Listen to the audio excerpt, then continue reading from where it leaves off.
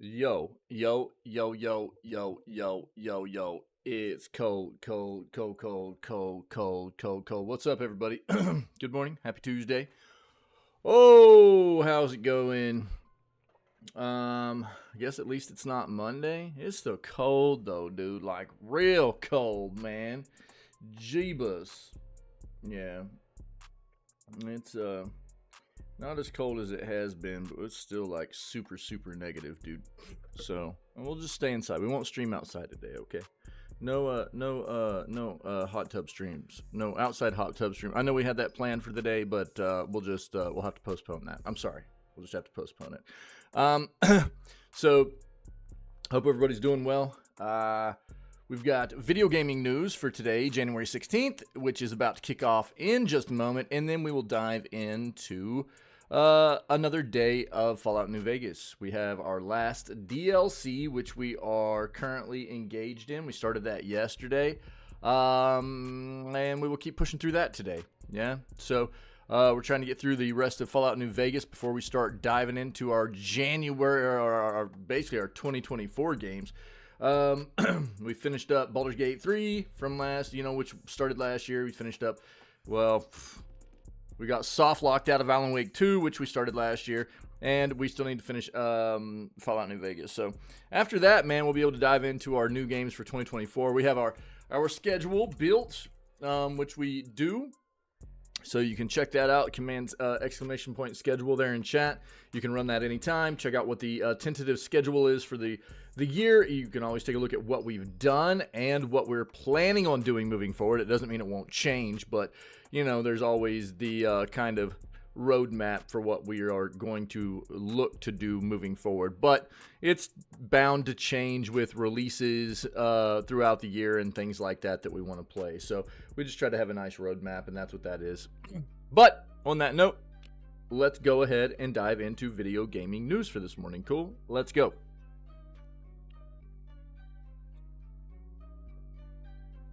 Scusi.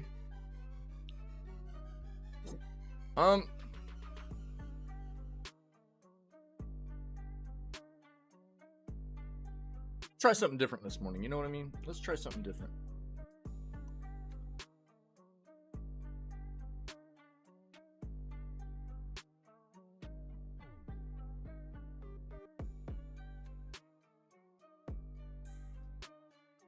Just go with this. Okay. Let's just go with like 5 pages of video gaming news and see what that does for us instead of doing 2 different searches. Let's try something different this morning.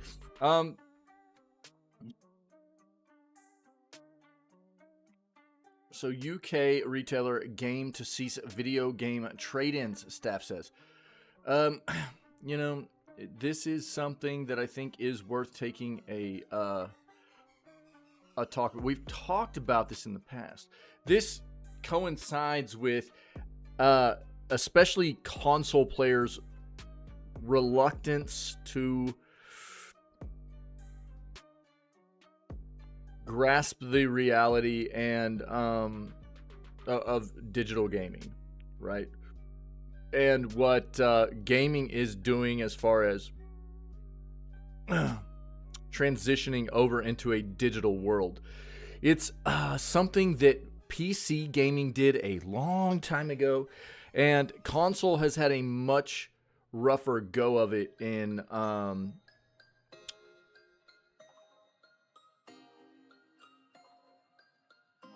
allowing that to become a thing. It really, I guess, is what it comes down to. And there's good reason behind it, in different reasoning behind it. And we've talked about it a lot, but we are seeing where there are certain retailers in big retailers in certain countries, like here in the US, that have said we are going to quit carrying physical copies of movies, TV shows, video games moving forward at a certain date. There's now, we're getting these video game specific shops that are saying we're no longer going to be doing trade-ins and stuff like that. And I think a lot of this comes down to where we are headed with a completely digital world as far as gaming is concerned. It's a slow process, the transition is, but it's happening. But we'll pull this up and talk about it.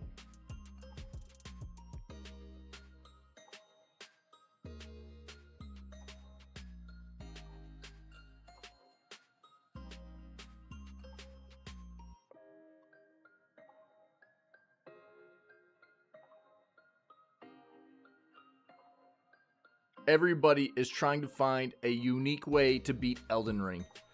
Now somebody's doing it with a violin. We've watched people do it with a DDR pad. You know, there's somebody did it with like I think a banana. Like, I mean, there's all kinds of wild stuff that's been done. People are just, it's become the game to find a unique controller to beat it with. It is just, it's that game, you know. It's wild. I want to pull this up on a different site though. Ubisoft is telling gamers to get comfortable with not owning your games.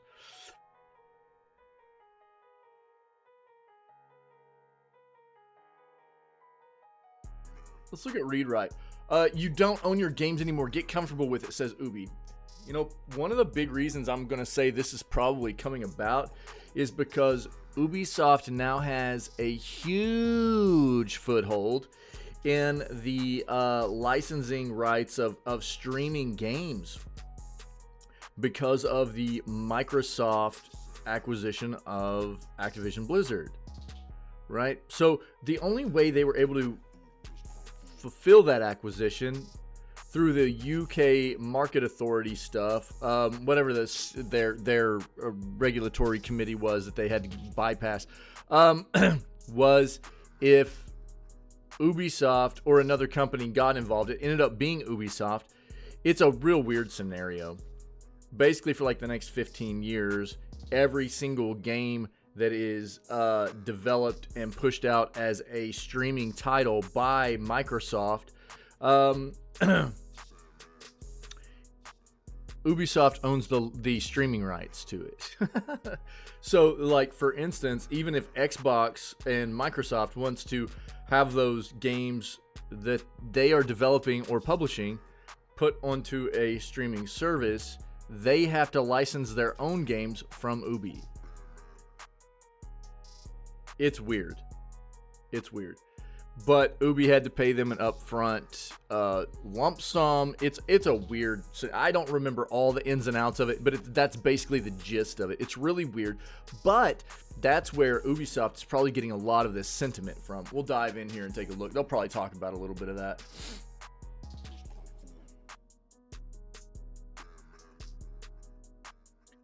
All we know about the upcoming Marvel's Blade game, I'll tell you what, you know, the main thing you need to know about the upcoming Marvel's Blade game is that this is being made by Arcane. And the most recent thing that Arcane made was another vampire game called Redfall. Or if you will, Redfeld.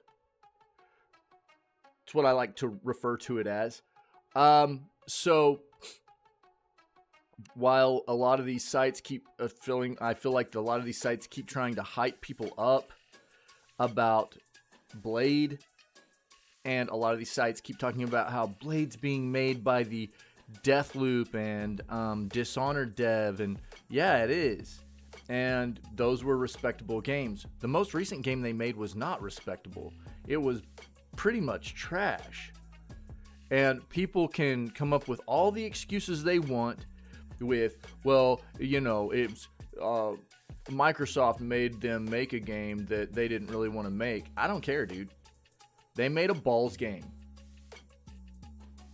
And, you know, if you know, whatever, it wasn't Arcane Lion, which is their France studio. It was Arcane Austin that made Redfall, and Arcane Lion. Arcane's Arcane, dude. I don't care what you say. It's the same company. They're all responsible for pushing out products. The same people are at the top of these companies.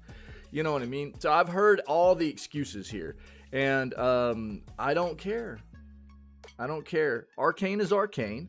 The most recent thing they did is the most recent example of what they're going to push out as a product, which is Redfall, and it was not good.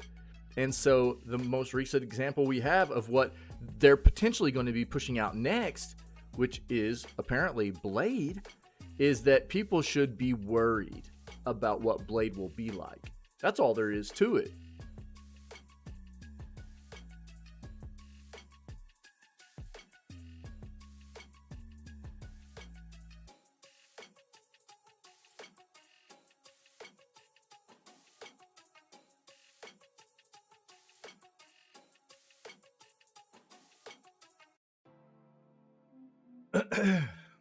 Looks like we might have some Elden Ring DLC stuff coming to us pretty quick.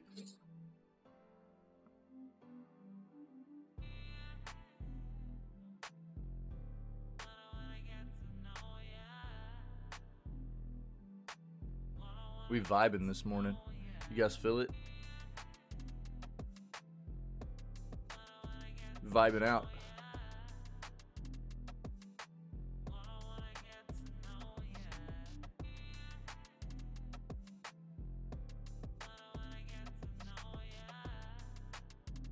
I'll tell you what, there's not, I'm quickly becoming adverse to wanting to be a part of anything that has to do with this individual, Elon Musk.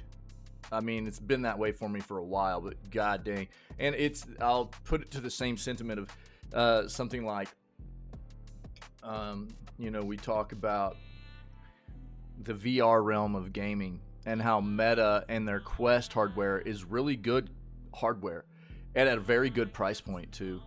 And for me, I don't want to support that company, and even if Starlink ends up being very, very good, I don't necessarily want to support anything that has to do with Elon Musk, dude. I understand that, I'm not going to knock anybody else for feeling like they need to buy into something at the right price point that fits their lifestyle and stuff like that, But for me personally, there are just certain businesses, dude, that are attached to certain personas or people, and I just can't do it, man.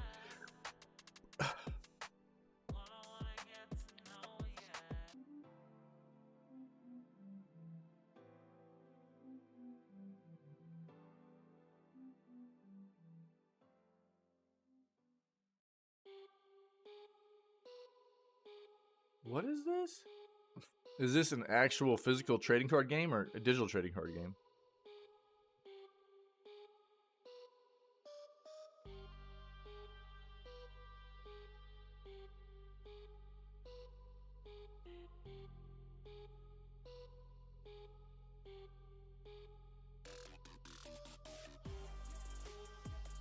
Oh, that's dope.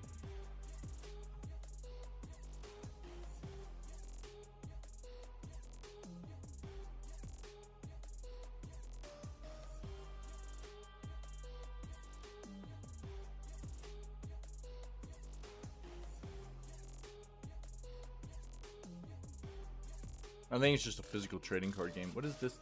What was the name of it again? Let's take a look at this.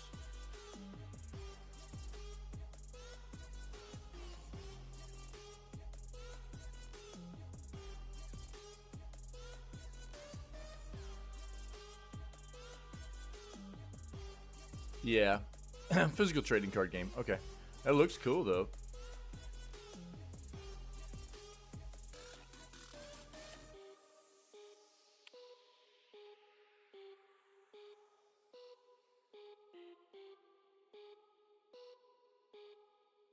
Ubisoft's being split into 2 tiers as well, so let's take a look at this. Unless this talks about it, we'll need to touch on both of these articles. Naughty Dog is disgusting for doing The Last of Us Part 2 remastered. Blech, gross. I don't get wrecked. It's disgusting.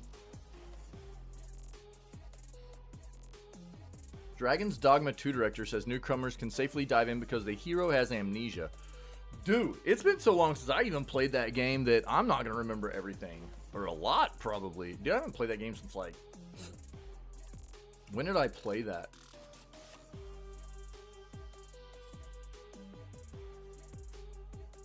$2016. Dude, it's been almost 8 years.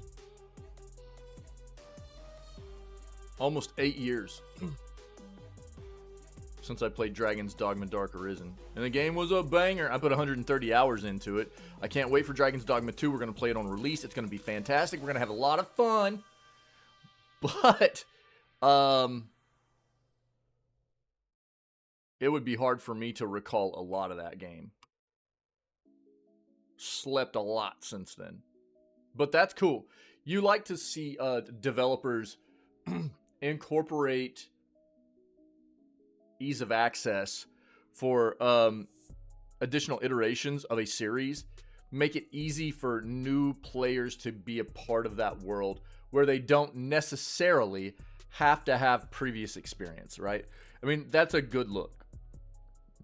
It's probably a little bit better if you do, but it's nice to see them do it in a way where you don't have to. Another Code Recollection release date gameplay story trailer. Let's see what this is.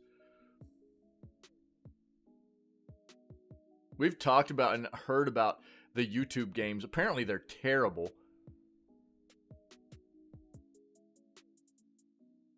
One second, guys.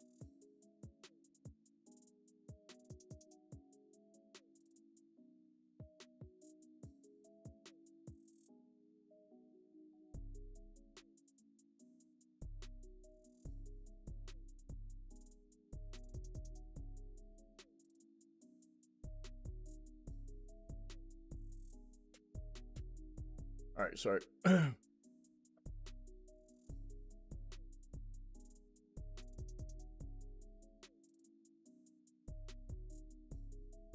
New gaming subscription? What is this? It's the Ubisoft stuff. Yep. Yep.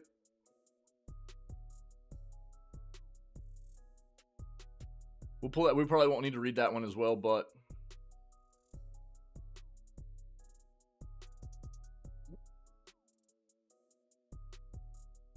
I'm about to sneeze.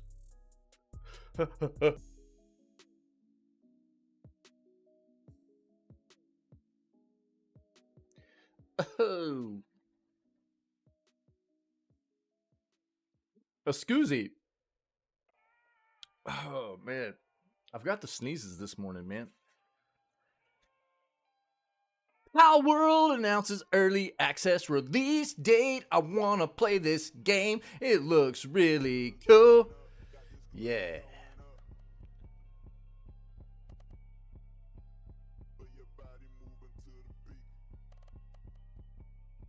Jesus Christ. EA could be working on its own game creation software. I can only imagine what that would be like. A hot bag of garbage.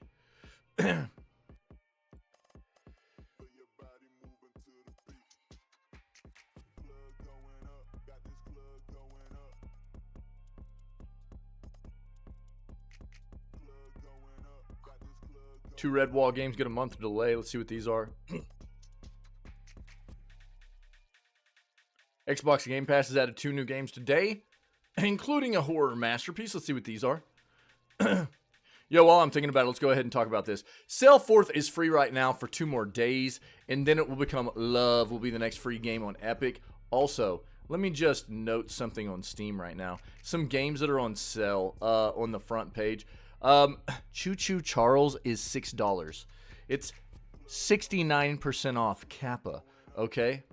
RoboQuest is supposed to be very good right now. This game has almost 10,000 reviews. Our buddy Pinky and moderator here in the channel, community and everything, has been playing this and has really been loving this game. And it's on sale right now for around $19 US. What else was there? This looked like a wild little 2-player game. Actually, Bokura looked kind of cool. Cappy brought that up yesterday. Tiny Tina's Wonderland is $15. That's a game that it's built on like a D&D kind of premise, you know, for a Borderlands vibe. Some people liked it, some people didn't, but that's a good price point, I think. Amnesia: The Bunker's on sale as well, which got really good reviews. Chopin 2 is $20. This is like almost a spiritual successor to the Fear games. It's not going to be a super long playthrough, probably about 15 hours or something like that, but it's supposed to be very good as well. Hell Let Loose is supposed to be good. That's on sale. How did this do? Bolt Gun's doing well. Nice. I hadn't seen much about that. So there's some good sales right now on Steam also, if you didn't know. I just wanted to bring that up, especially like the Choo Choo Charles thing, man. That's a pretty good. This is not going to be a super long playthrough for most people either, but if you want a horror vibe game, I think that this is a really good price for this game right here. You know, and there's some other really. Gunbrella is supposed to be very good too, and that's from an amazing publisher in Devolver. So lots of good games to be had on sale right now on Steam, even after the winter sale ended. That's pretty good, man. Dreadout 2 Switch release date, gameplay, story, trailers. See this. We talked about that already. The Golden Sun and sequel coming to Switch. Already talked about it. I'm not going to dive in there again.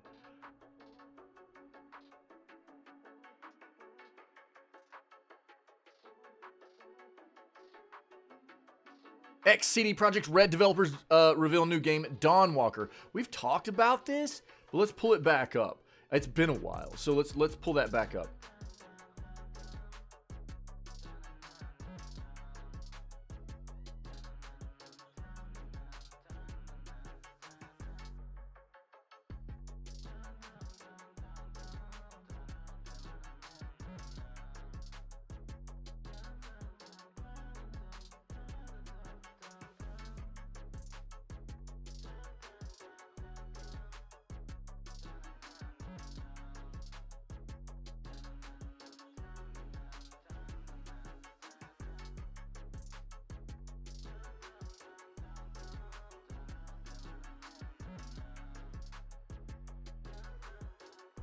Grand Theft Auto 5 star slams AI using his voice. I hate these flippers. Yeah, yep.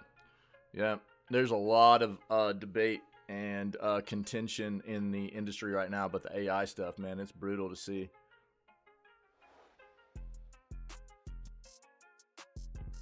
And most of these big companies don't give a crap. If they can get away with doing it, they're going to do it. We talked about the Gears of War collection stuff already.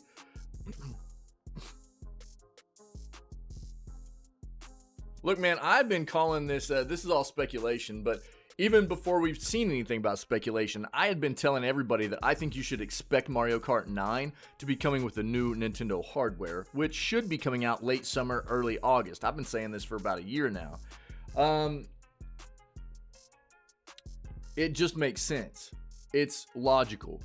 It's Mario Kart 8 has been out for roughly going on a decade now, nine years, I think, 9+ years maybe. It originally came out on the Wii U, then it got ported to Switch. It's finally finished, I think, with all their DLC stuff. They ramped down all the development on that game, as well as any of their Mario Kart mobile title stuff. All the Mario Kart current software is done, and which means, what else would they be working on? A new Mario Kart game, right? That would make sense to come out with their new hardware. That'd be a huge pull for people to buy their new hardware so that people can play the new Mario Kart game. Mario Kart is a huge pull for and hugely profitable title for Nintendo. It just makes sense, dude. So this is my thought process. It has been for roughly a year now. New Nintendo hardware is going to be coming out at the end of summer into the fall, autumn time frame this year. And along with that, you should expect a new Mario Kart game. The rest of what's going to be in here is speculation stuff or whatever. I think that's the most of what you need to know. I think that a release for Mario Kart 9 will coincide with the hardware. I really think so.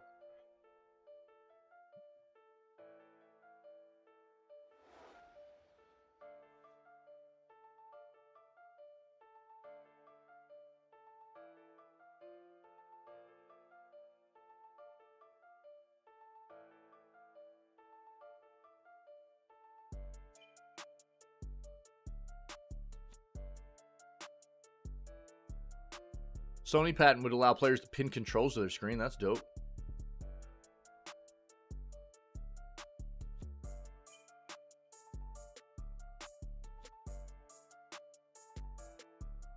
Go another page here and see what we get.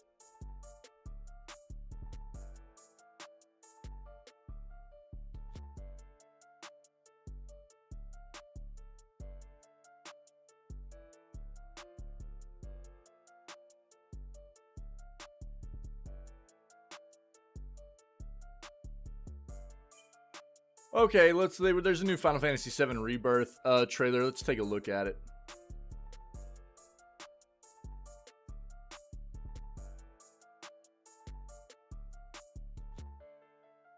The core premise of Clockwork Revolution. Let's see what this is. New Stalker 2 gameplay images have appeared on Epic Game Store. Alongside new pre-order imagery. Okay. Apparently, Prince of Persia, How Long to Beat the Lost Crown, they're saying it'll take like 25 to 30 hours, I think. We're not going to read into this really, but that's what I had already seen. Yeah. So 15 hours to beat the main story, but players can spend 20 to 25 hours to 100% the game. In my opinion, that's a little bit slim for a good Metroidvania. That's a little bit slim, dude, for a good Metroidvania. All right. A good Metroidvania will give you about a 30-hour, about double the main story there. Get about 25, 30 hours for the main story, and then a good 50, 60 hours to 100%. That's a nice, solid Metroidvania, all right? So, not that this will be bad, it's just going to maybe feel a little bit lacking to me on the content side for what I like to see out of a Metroidvania.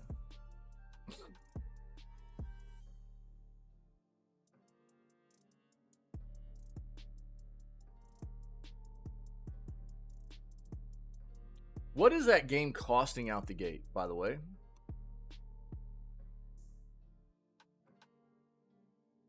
$60.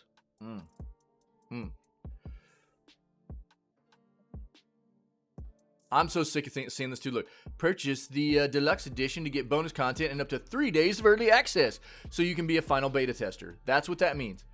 Anytime you see this, this is what everybody should be understanding about this premise. If they're trying to bait you in, quit changing. If they're trying to bait you into playing a game early, paying more to play a game early, you're a final beta tester. That's all it is. And it's not worth the price.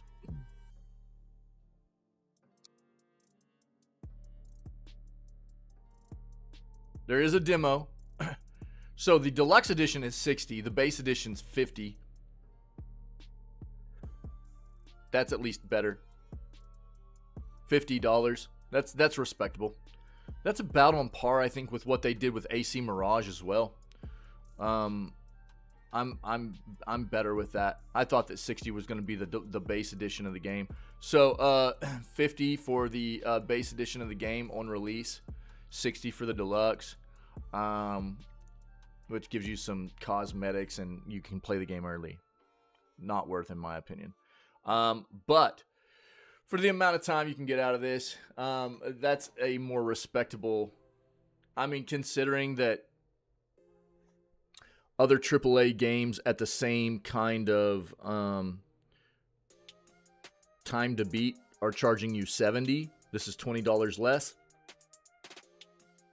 Not bad. And I'll applaud Ubi for going and saying, look, the amount of time that players are getting out of this game deserves a lower price point. I think that's what they're doing. I think it's the same thing they did with AC Mirage. I'm not one to, I haven't been calling out Ubi for a lot of great things over the past few years, but I have seen some things like this that I think deserve a bit of applause, a bit of recognition for a company that is only pushing out AAA products, right? When they do it, I expect to see a AAA price tag, and for them to come out with a price tag that's $20 less. Yo, Soup, what's up, dude? What do you mean you regret opening my old emails? Yeah, don't ever do that. Lots of cringe. That's funny, dude. Yeah, that's not a bad look, dude. Not a bad look. What's up, buddy? Happy Tuesday, man. What it do, bruh?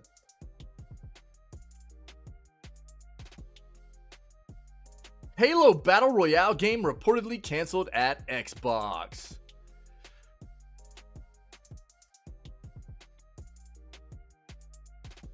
Yeah, I mean, dude, we've known that cheating's been out of control in Tarkov forever, so that's not something new for us.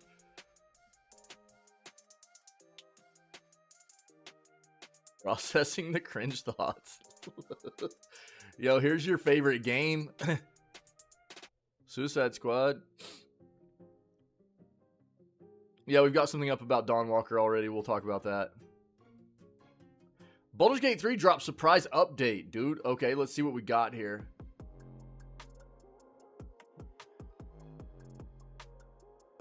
We got we've got a lot of articles already, so we'll just stop right here. That's 5 pages that we went through to find our articles, and we'll just go ahead and kick it off here, man. So let's see what we got. Halo Battle Royale game reportedly canceled at Xbox. A new report has claimed that Xbox has recently canceled an upcoming game in the Halo franchise since Bungie ended its run on the Halo series well over a decade ago. 343 Industries has been the studio behind Xbox's largest property and has developed games such as Halo 4, 5, and the most recent Infinite. Despite having the primary keys to the Halo series, Studio Certain Affinity announced back in 2022 that it was teaming up with 343 to create a new Halo game of some sort. Now, nearly 2 years after this announcement, new reports have asserted that this project has been scrapped.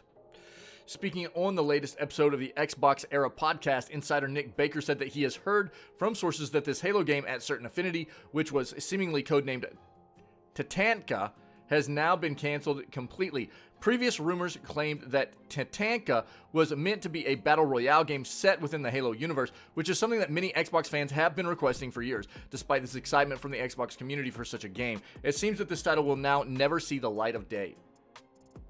Moving forward, it is hard to know what this means for the Halo series overall. While it has found its footing in recent months, Halo Infinite had a very troubled development that was followed by a rough launch back in 2021. Since that time, many reports and rumors have circled about what is transpiring within 343 Industries and Xbox. Some of these reports have indicated that 343 will be scrapping its Slipspace engine in favor of Unreal Engine for future Halo titles.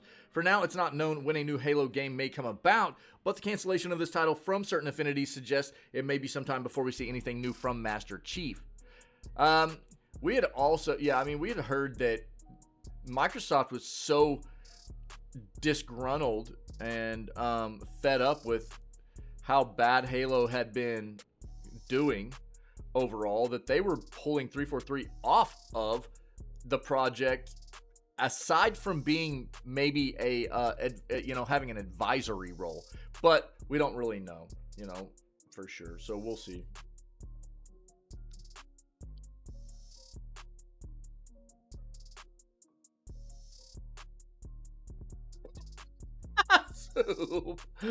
Personally emailed Facebook when I was younger saying I'm the CEO and my account should be unlocked. In poor grammar. Bro, that's hilarious. That's hilarious. You should have, all you needed to do was email them and be like, if you guys will unban my account, I will personally send the Zuckerberg a bottle of Sweet Baby Ray's, and they would have unbanned your account immediately, dude. Like that. It would have been over. Yeah. Baldur's Gate 3 dropped surprise update patch notes revealed. BG3 was one of the best games of 2023, performing well both critically and commercially. One of the reasons the game has become so beloved is that the developer Larian Studios is more than committed to updating BG3, adding more content, and ironing out the many bugs that players have uncovered. Recently, the team dropped its first big patch of the year, which included all kinds of sweeping changes for Baldur's Gate 3. With a patch changing so much, it makes sense that Larian would need to come back with a follow-up hotfix to cover up anything the team missed. Today, Larian did just that, dropping hotfix 17. This isn't an all-encompassing as the last patch, but it should make BG3 players very happy. As mentioned, this is a smaller patch than what fans got a week ago. It's mostly focused on a few performance updates that should be welcome changes. Larian is now compressing save game files much more, should get rid of most of the issues players were having with large files. That said, there have also been a few gameplay changes.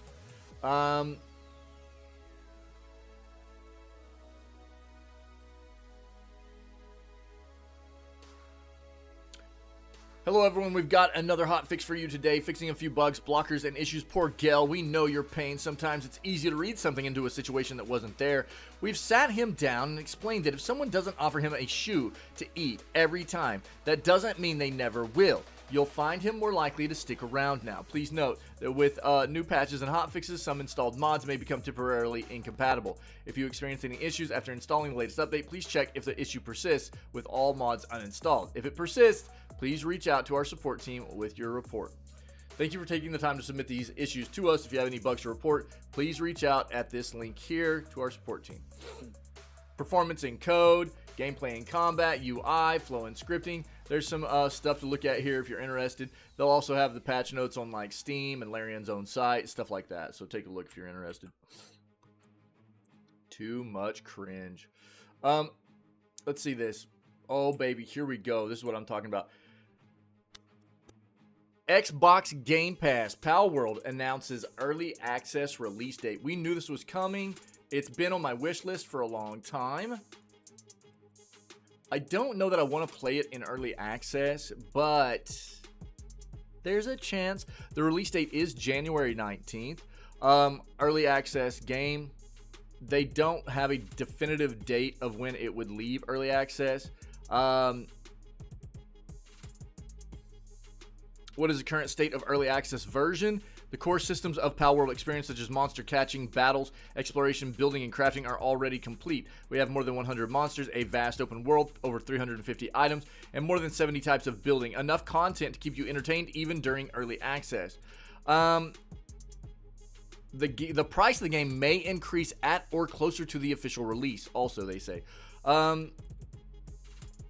How is the full version planned to differ from the early access version? We plan to incorporate various additional elements, focusing on adding new content and balance adjustments where needed. The addition of new monsters to further the PAL roster, new areas and dungeons to make exploration even more enjoyable, and the addition of new buildings and items that make the survival elements more pronounced and enjoyable, making the unique PAL world experience even more appealing. We are considering content to target. We are also considering incorporating entirely new game systems based on player feedback and ideas. How long will this game be in early access? Plan to improve the quality of the game by making various improvements throughout early access for at least 1 year. During early access, we will update the game based on the roadmap, actively adding content and improving the game systems. Depending on the progress of development, we may consider extending early access, or if we are satisfied with the state of the game, officially releasing the game. Just depends on how they're feeling about it moving forward. But I might dive into this pretty soon.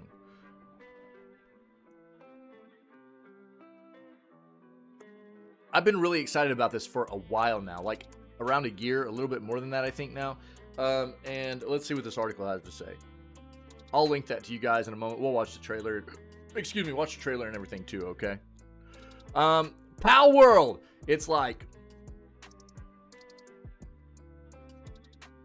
Pokemon on steroids, okay? Palworld, the open-world survival crafting creature collection game with a twist, has announced its early access release date with the welcome news that it will also launch on Xbox Game Pass at the same time. Despite its many resemblances to Pokemon, Palworld has a slightly more grown-up twist with a presence of modern real-world guns. Palworld's Steam page suggests players can either live peacefully with their pals, come what may, or they can fight back against a syndicate of poachers. Pals can be used to fight, or they can be made to work on farms or factories. You can even sell them or eat them,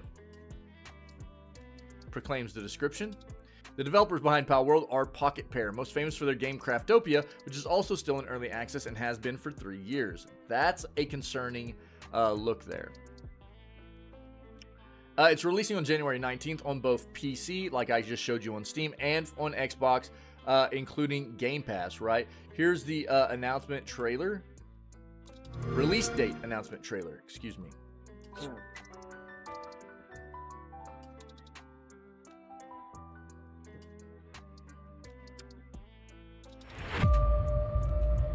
Turn off my music, sorry.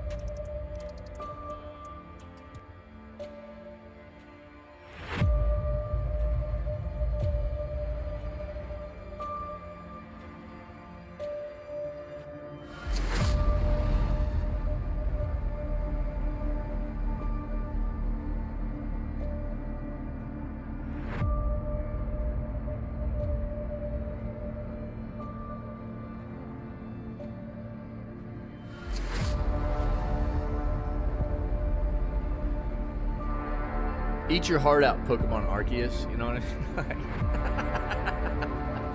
mean? I feel like this game is everything that like Pokemon should have already turned into. You know, it's like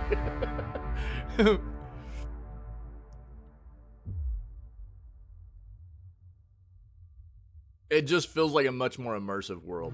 If you're gonna have all these pets, you know, these creature pet things that have these, you know, it's a more fleshed out. Using them to work and fight and, you know, like things like that, it feels more appropriate, in my opinion. You know, the screenshots and videos released so far, along with some pre-release content created by selected creators, show off the colorful world well. Exploration seems to be a key focus, and what we've seen certainly makes Pal World look like somewhere enjoyable to look around. There are multiple biomes, each with unique look, and with pals living in them exclusively. The design of the pals is very visually appealing, but there's no getting away from just how much like Pokemon some of them look, right? There are lots of Pokemon alikes out there, notably Temtem, and it seems that for now, Nintendo is content to live and let live. We've talked about this. Look, people were talking about, like, how do they get away with this, right? And I brought up that sentiment. There are a lot of other developers out there that have made very Pokemon-esque kinds of universes and creatures and pieces of entertainment, right? There's always the potential for Nintendo to try and come at these other pieces of entertainment for likeness rights. Yeah. And try to shut them down for copyright infringement or something like that. But it's a slippery slope. There's a lot of reasons why companies won't potentially go after other companies if it's not exactly the same thing. Because if they lose, it opens a Pandora's box. If they win, it's very good for them, right? If they win, it's very good for them. If they lose, it's very, very, very bad for them. Right? So there's potential on both sides. It's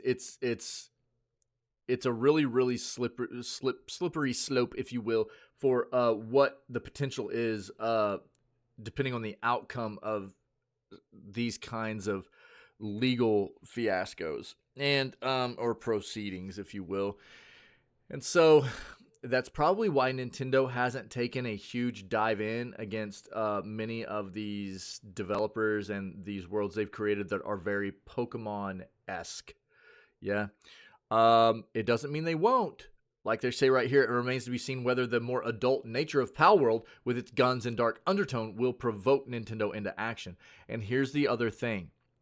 If none of these creatures that are being developed are exactly like any of the current Pokemon that have been released, it's going to be very hard for Nintendo to say that these are a Pokemon ripoff.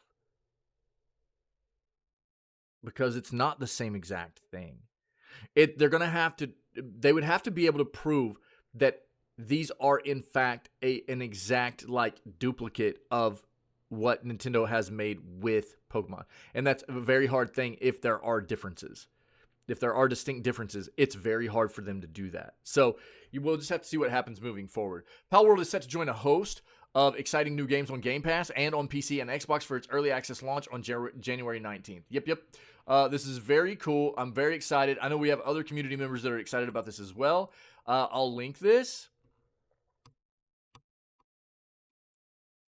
There you go. We got like 3 days, man, till this releases. And you can see a lot of, I mean, dude, they look like flipping Pokemon. You know what I mean? There's no getting around it. They are very, very Pokemon, right? I mean, no doubt.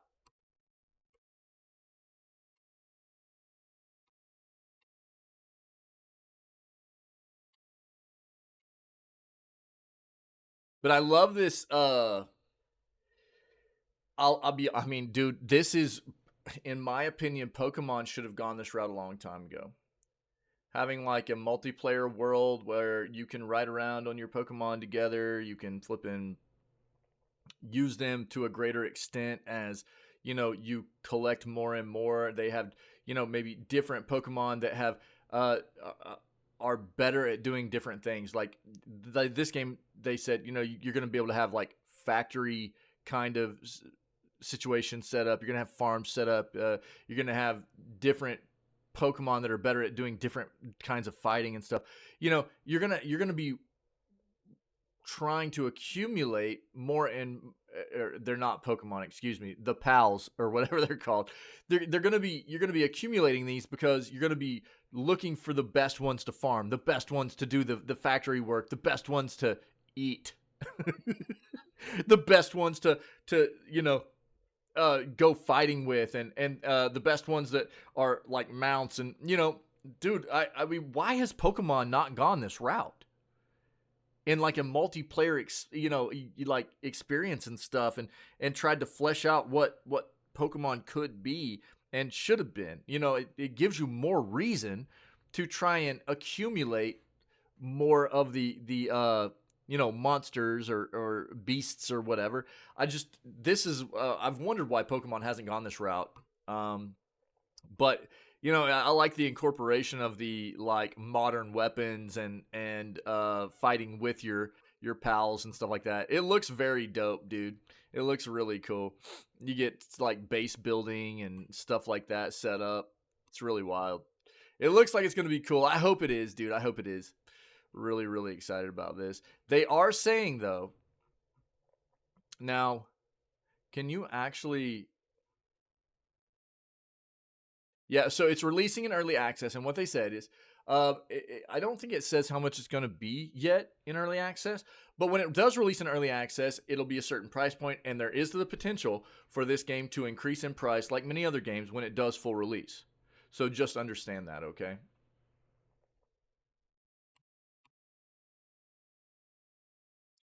EA could be working on its own game creation software. Oh, man.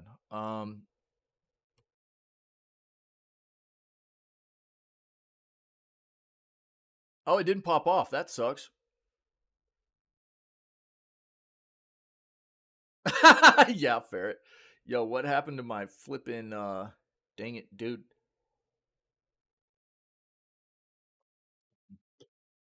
What's up, buddy?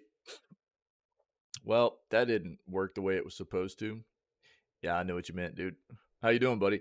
Well, I was trying to do the gag reflex gif, and it didn't want to work, so, you know, that was a miss. I might have to reset my software and stuff before we start gaming today. We'll see. We'll see. Maybe it was a one-off. I hope. Anyways.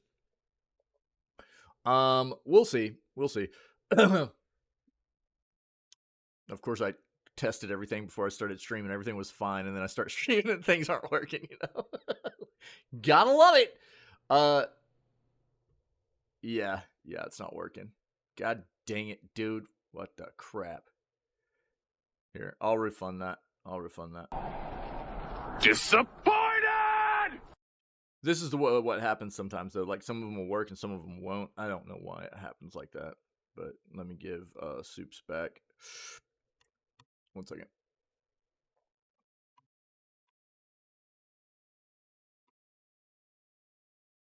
Thanks, Ferret.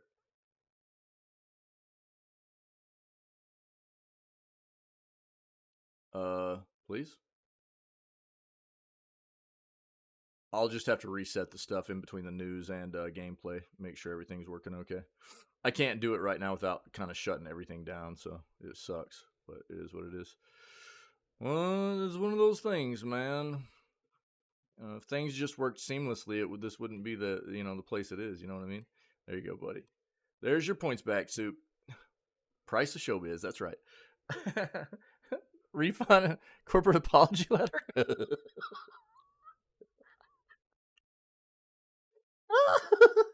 Yo, I'll get right to work on that, dude.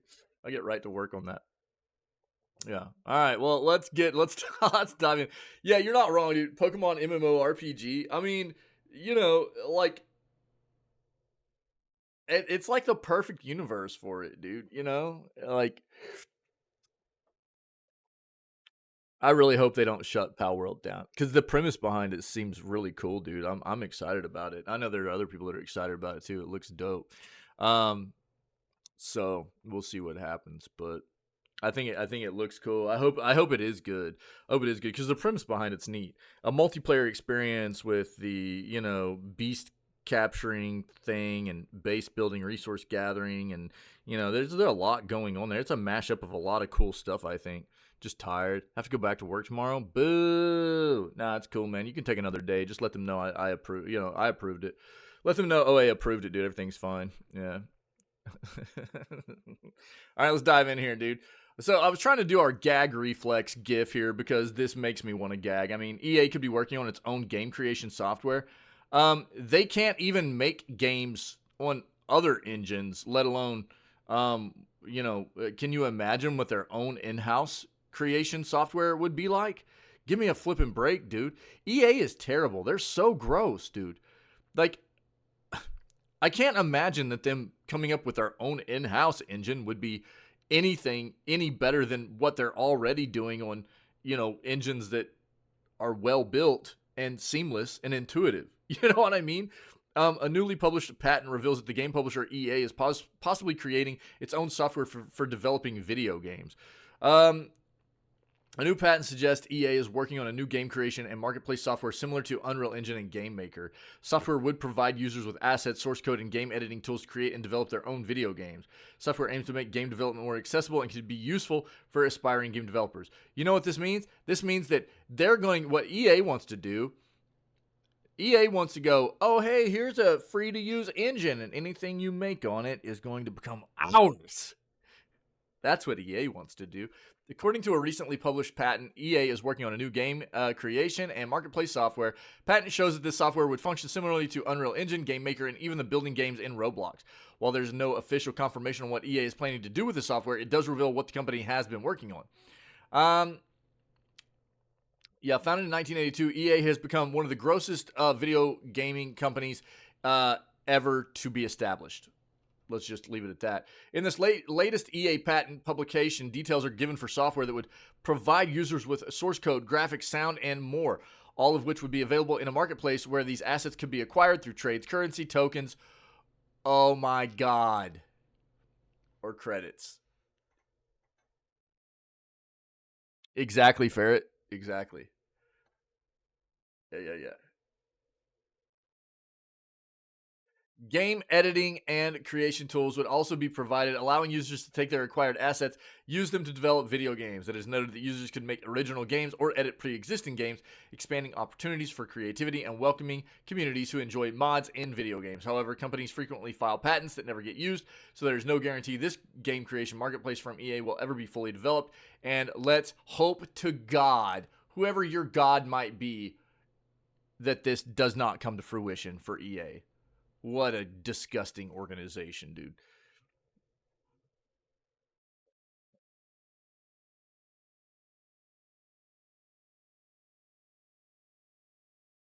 Jesus. Moving on.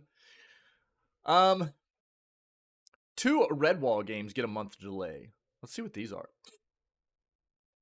Nintendo's waiting to see if they make money to determine if it's worth the time to sue Pal World. Yeah. Probably so. I would not disagree with that. Yep. But here's the thing. Here's the thing too. If Nintendo tries to sue Pal World, and it depends on how that goes, and then Nintendo tries to come out with something similar, Pal World could turn around and countersue. Because Nintendo has never tried to do anything like this with their own Pokemon universe. So this is going to put Nintendo in a tight spot also if they're thinking about trying to copy this and they sue first. You know what I mean? Imitation is always something that's done. More like if it does come out, why are you crazy enough to get an E? Yeah, exactly. But this is the like we see things be copied all the time. It's just something that as long as it's unique enough, whenever you do it for your own project, then it's not really something that other companies go after. Which is why I think if Nintendo leaves Pal World alone, then Nintendo could do something very similar and it wouldn't be an issue. But if Nintendo tries to go after Pal World and then Nintendo tries to do something similar to what Pal World's done, Pal World will try to countersue. You know what I mean? It's going to be a mess, dude. It'll be a mess. We'll see what happens, though. 2 Redwall games get a month delay. Let's see what these are. As excited as I've been to return to the book series I loved as a child in video game form, I'll have to wait another month. Both Lost Legends of Redwall games, the Scout Anthology, and Feasts and Friends will release in February. The Scout Anthology was out in episodes in a testing phase for a while, but was pulled for the full release. It'll be worth the wait, so get it on your wish list.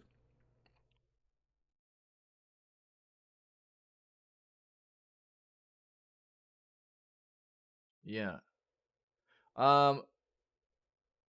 Cute and cozy cooking game, The Lost Legends of Redwall, Feasts and Friends, which we've seen the trailer for this, received new release dates, moving to February 20th of 2024. That's not that far forward. Tactical move for a new release window for an important game the team have been passionately working hard on for consoles and PC. Thank the fans, media, and creators for their support, and we will see you on the 20th of February. Let's get our music popping again. My bad. Yo, wait, what did I do? Oh, Jesus. There, turn that off. There we go. Here we go. Let's go. Nice. Redwall is one of the best loved children's book series and has sold over 20 million copies worldwide. The series is also featured in audiobooks as well as an opera, and these 2 games offer something complementary to the Redwall fans in the new year. The Lost Legends of Redwall, the Scout Anthology, is a narrative, puzzle-driven adventure game coming to the PS5, Xbox Series X and S, and PC with a whole cast of characters, vivid locations, visuals, and enhancements for the current generation of action-adventure fans. Let's see.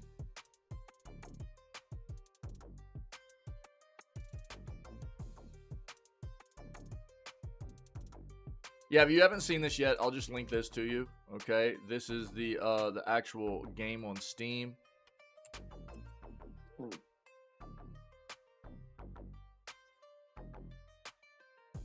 Talks about all the features here too. So if you want to look at both of these, you can. This is both the link to the Steam page as well as the article we just read.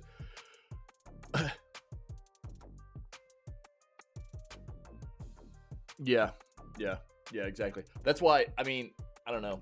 It just depends. I mean, we see that, again, we see the,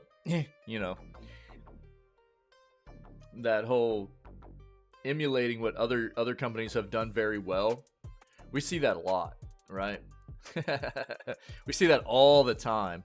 And there's hardly ever anything that comes about with, like, legal proceedings on that front, Usually it's because there's a process behind it, a thought process behind it, where it's like, well, it has to be almost exactly the same game to be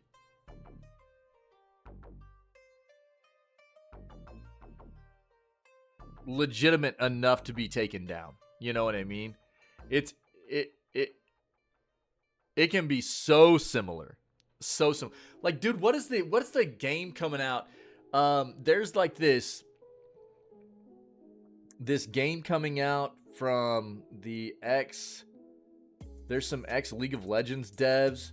They're making this like battle royale MOBA type game that we saw here recently, and dude, it looks just like League of Legends. It looks just like it, but it's more like a battle royale. It's the maps look the same, the art style looks the same, the characters have the same kind of attack animations and stuff. It looks so similar, dude. But they'll probably get away with it, you know? It's a weird situation.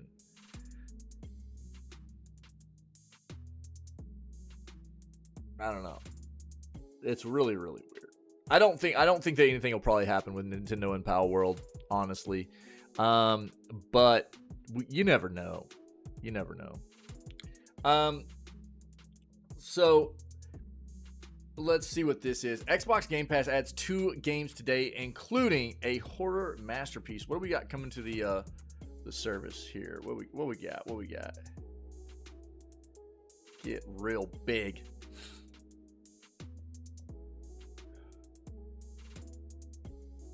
The remake of Capcom's classic third-person horror game Resident Evil 2 is one of them. Nice, dude.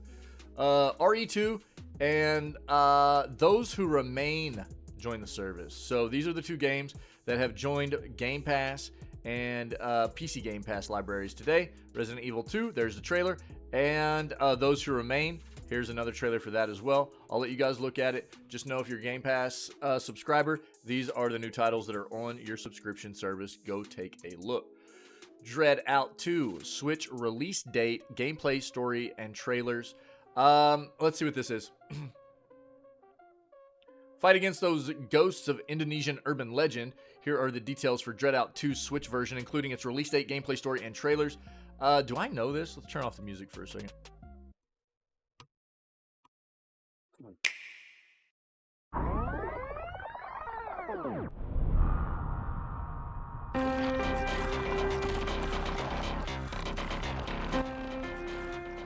Oh, I think we've seen this.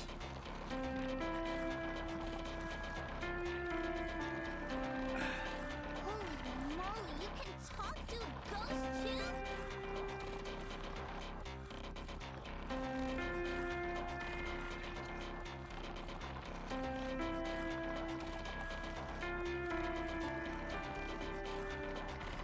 Listen.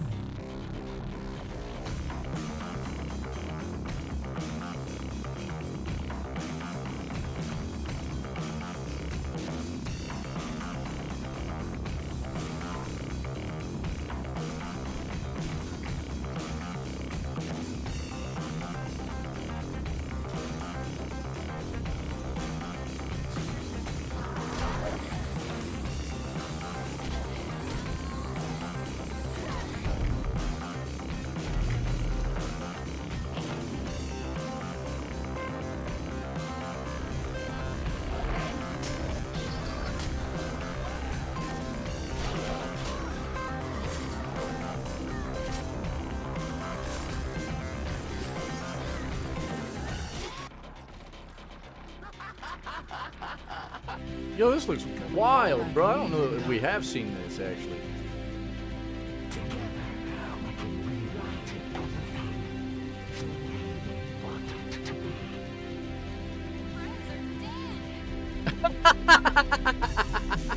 Your friends are dead!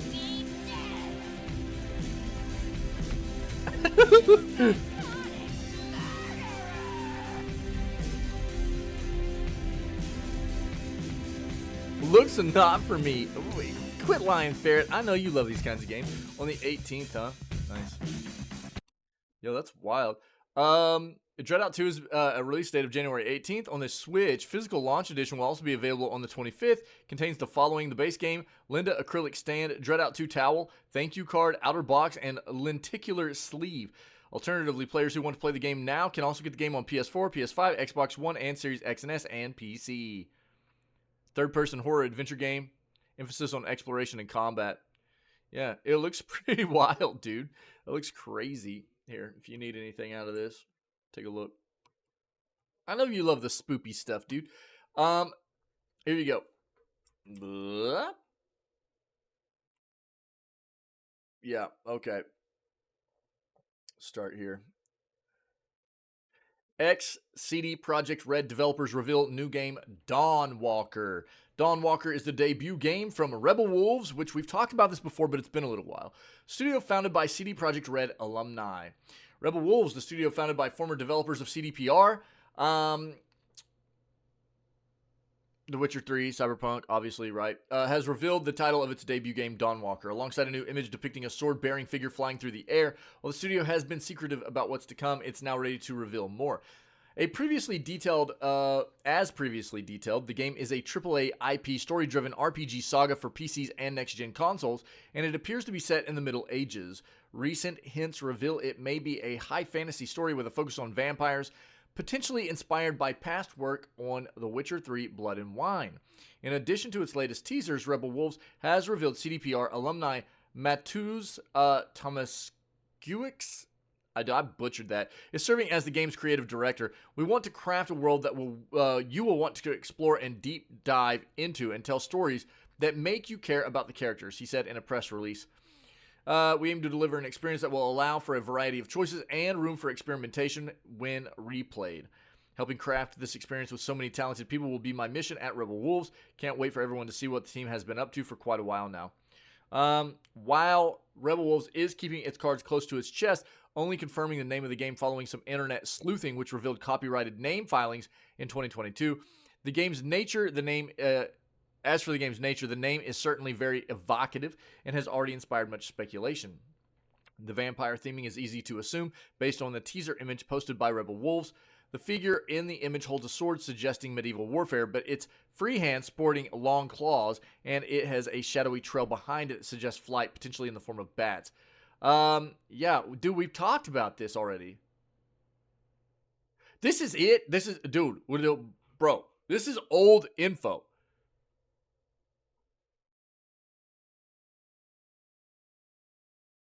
We literally talked about this exact same thing like 2 months ago. I thought we were going to have new info here. Great. Okay. Well, anyways, moving on. Interesting. Sony patent would allow players to pin controls to their screen.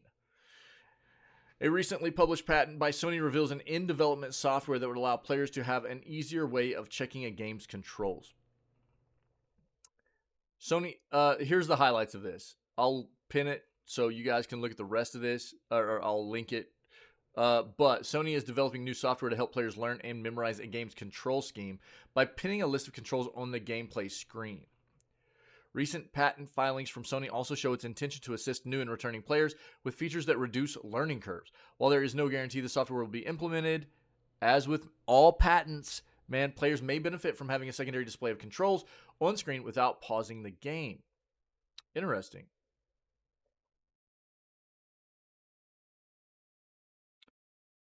Sony is working on software that would allow players to pin a list of controls to their screen during gameplay. This would give players a secondary display on screen while playing, making it easier to check the controls.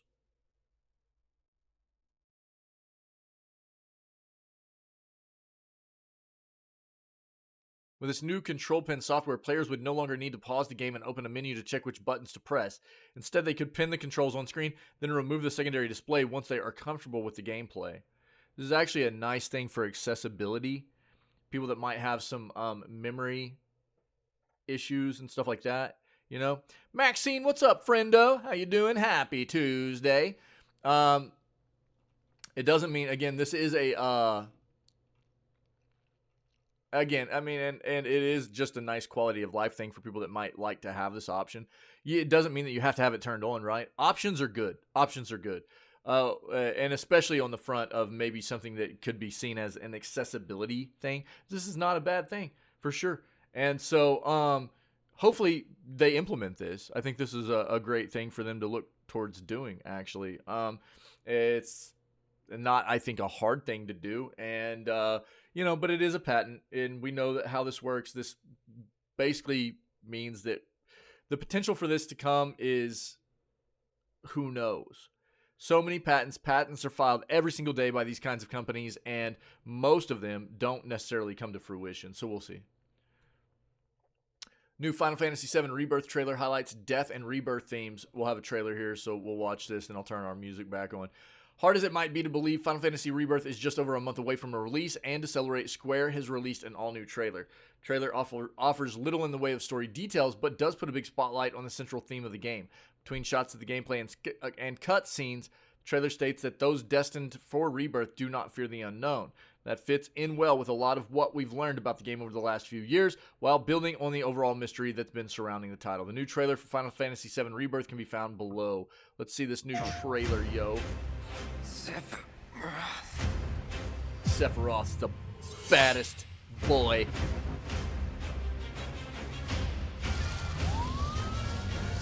What happened to this place? It was Sephiroth.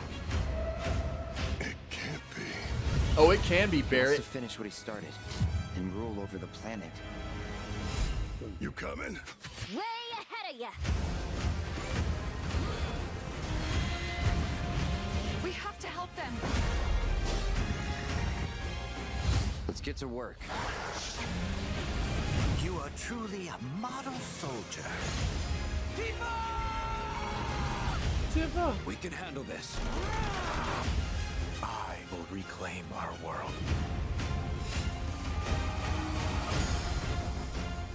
I'm still waiting to see my boy Vincent, dude.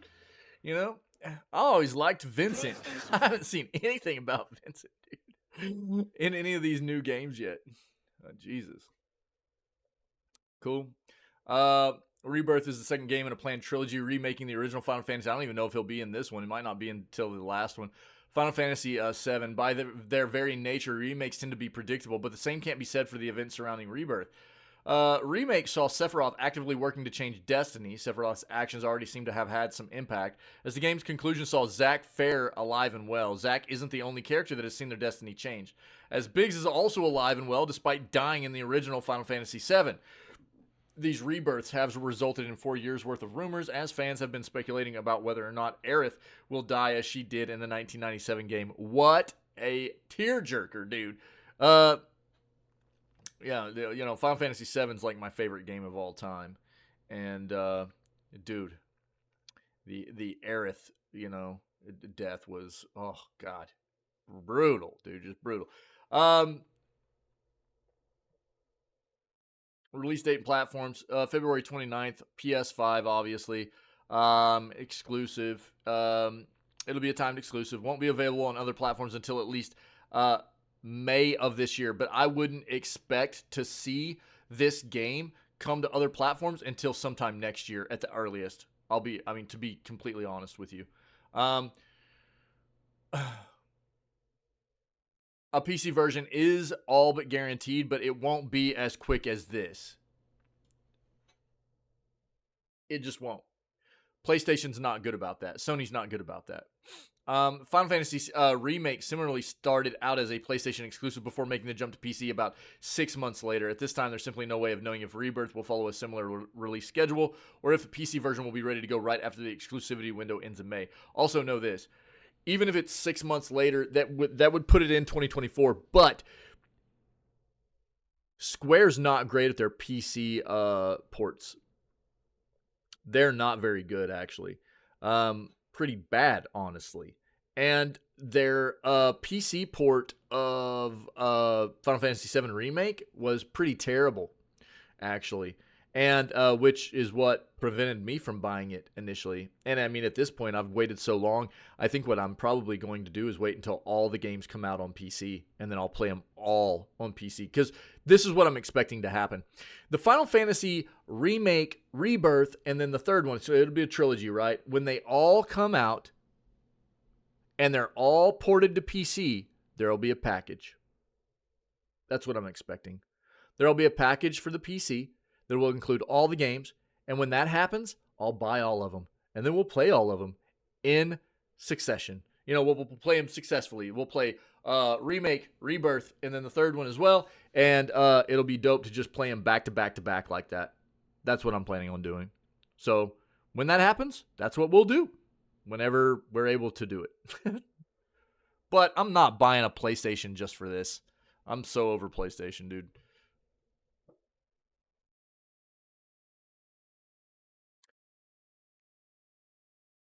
That's about the gist of that.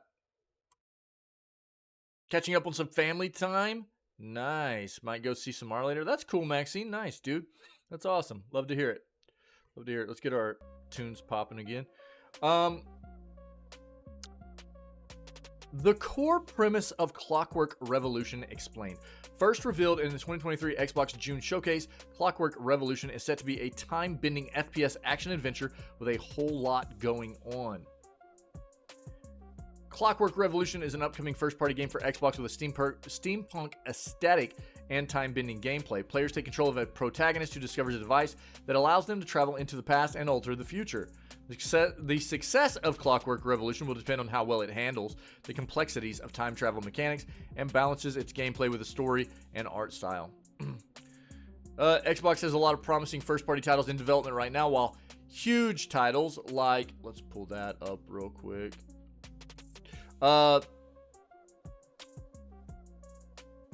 Huge titles like Avowed, Indiana Jones, Senua's Saga, Hellblade 2, which I will talk about in a moment when we bring up the fact of the Xbox Direct presentation coming up on Thursday, which we will watch live here, are all at the forefront of Xbox's current marketing campaign. Right.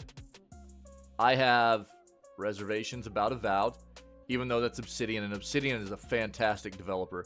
I have reservations about Senua's Saga Hellblade 2 as well, because I feel like this is going to be mainly a cinematic experience where you're not in control of a lot of what's happening in that game. You're going to be mainly watching a movie, I think. And I'm not a real big fan of that. And Indiana Jones, I don't have a lot of expectations there. That's all that I really have for that one. What I didn't realize is that this is the same developer. I can't remember. Tinwin was telling me yesterday. This is the same developer that made the modern Wolfenstein games, or Wolfenstein games, however you pronounce it. And I didn't play the modern ones. I played the old Wolfenstein games, dude, a lot. But the modern ones I haven't played. And apparently the first one, there's like 3 of them, right? The first one was supposed to be very good. The second one was decent. And the third one was pretty bad. So they showed a trend of getting worse and worse, is from what Tinwin was telling me. And they're the same company doing Indiana Jones. So maybe a little bit of reason to be hesitant about what they're bringing to the table in Indiana Jones as well. They've shown a history, potentially, of, you know, getting worse with their content. And, you know, that's all we have to go off of with what developers are going to be bringing to the table with their products, right? The history of what they've done. So if that's the case with the Wolfenstein games, then you know, that's what we have to expect from Indiana Jones as well. There's a whole slew of other exciting first-party games that fans should definitely be keeping an eye on. Clockwork Revolution is certainly one of those. Announced during Xbox's June showcase from last year, Clockwork Revolution drew immediate attention for looking remarkably like a cousin to BioShock Infinite, with its steampunk aesthetic and pseudo-utopian setting fitting right in with the irrational FPS series. But Clockwork Revolution is far from being a carbon copy of BioShock's greatest hits. Touted as a first-person RPG, Clockwork Revolution won't be an average shooter with its unique time-bending premise, giving the game an intriguing hook off the bat.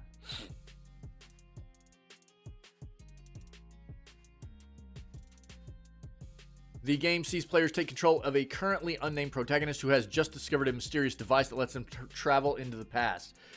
The protagonist quickly learns that their homeland of Avalon, a striking steampunk utopia, has been curated carefully by its higher-ups through the use of time manipulation, with the ruling bodies having altered past events to produce the Avalon that stands today. Seemingly in an act of rebellion, Clockwork Revolution's protagonist decides to do a bit of history altering themselves. Likely in an attempt to rid Avalon of its current political and economic structure, their newly found time machine players will be able to travel to the past, altering the future in both minor and major ways, depending on who they talk to and the actions they carry out in the past. Currently, a little unclear just how much agency the players will be given over the time-bending mechanics, with each adventure in time apparently causing major changes in the future. It's unlikely that Clockwork Revolution will just let players jump through time at will with the press of a single button. Instead, seems more likely that the game will only allow players to travel through time at specific intervals, either from a specific location on the map or during specific moments in the game's story.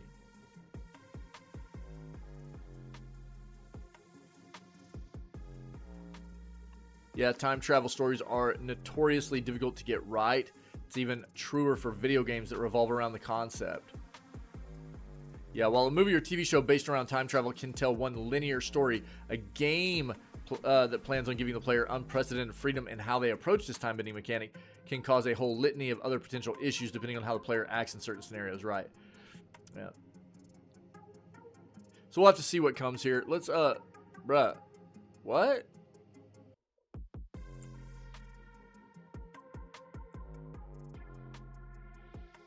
I don't want to create a flipping account, you buttholes. Anyways.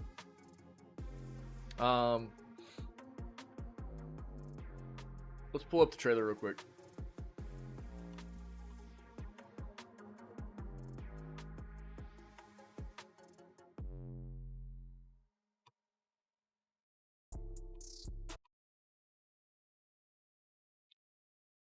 The official reveal from Xbox. Let's watch this.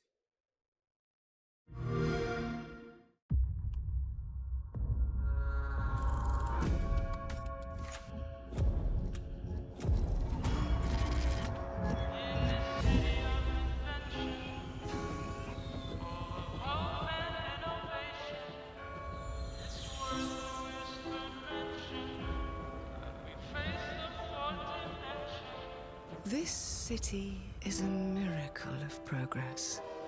A finely tuned, delicately balanced machine.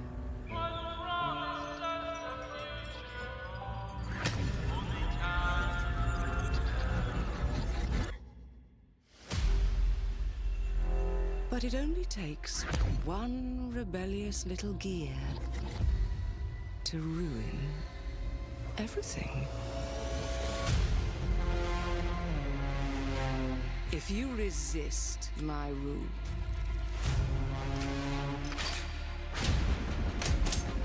if you alter our past, if you threaten what I have built, there is nowhere in space or time where I will not destroy you.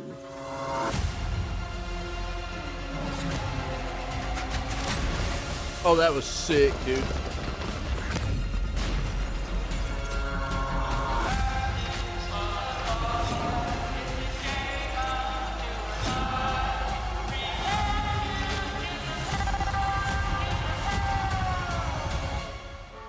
Oh no.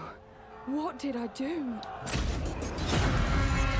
It's actually got more of like a Liza P vibe to it than it Before does my a friend puts one in your scalp. Bioshock vibe.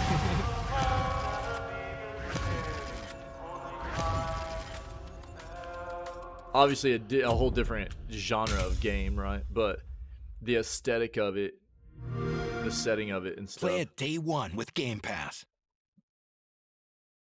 Interesting.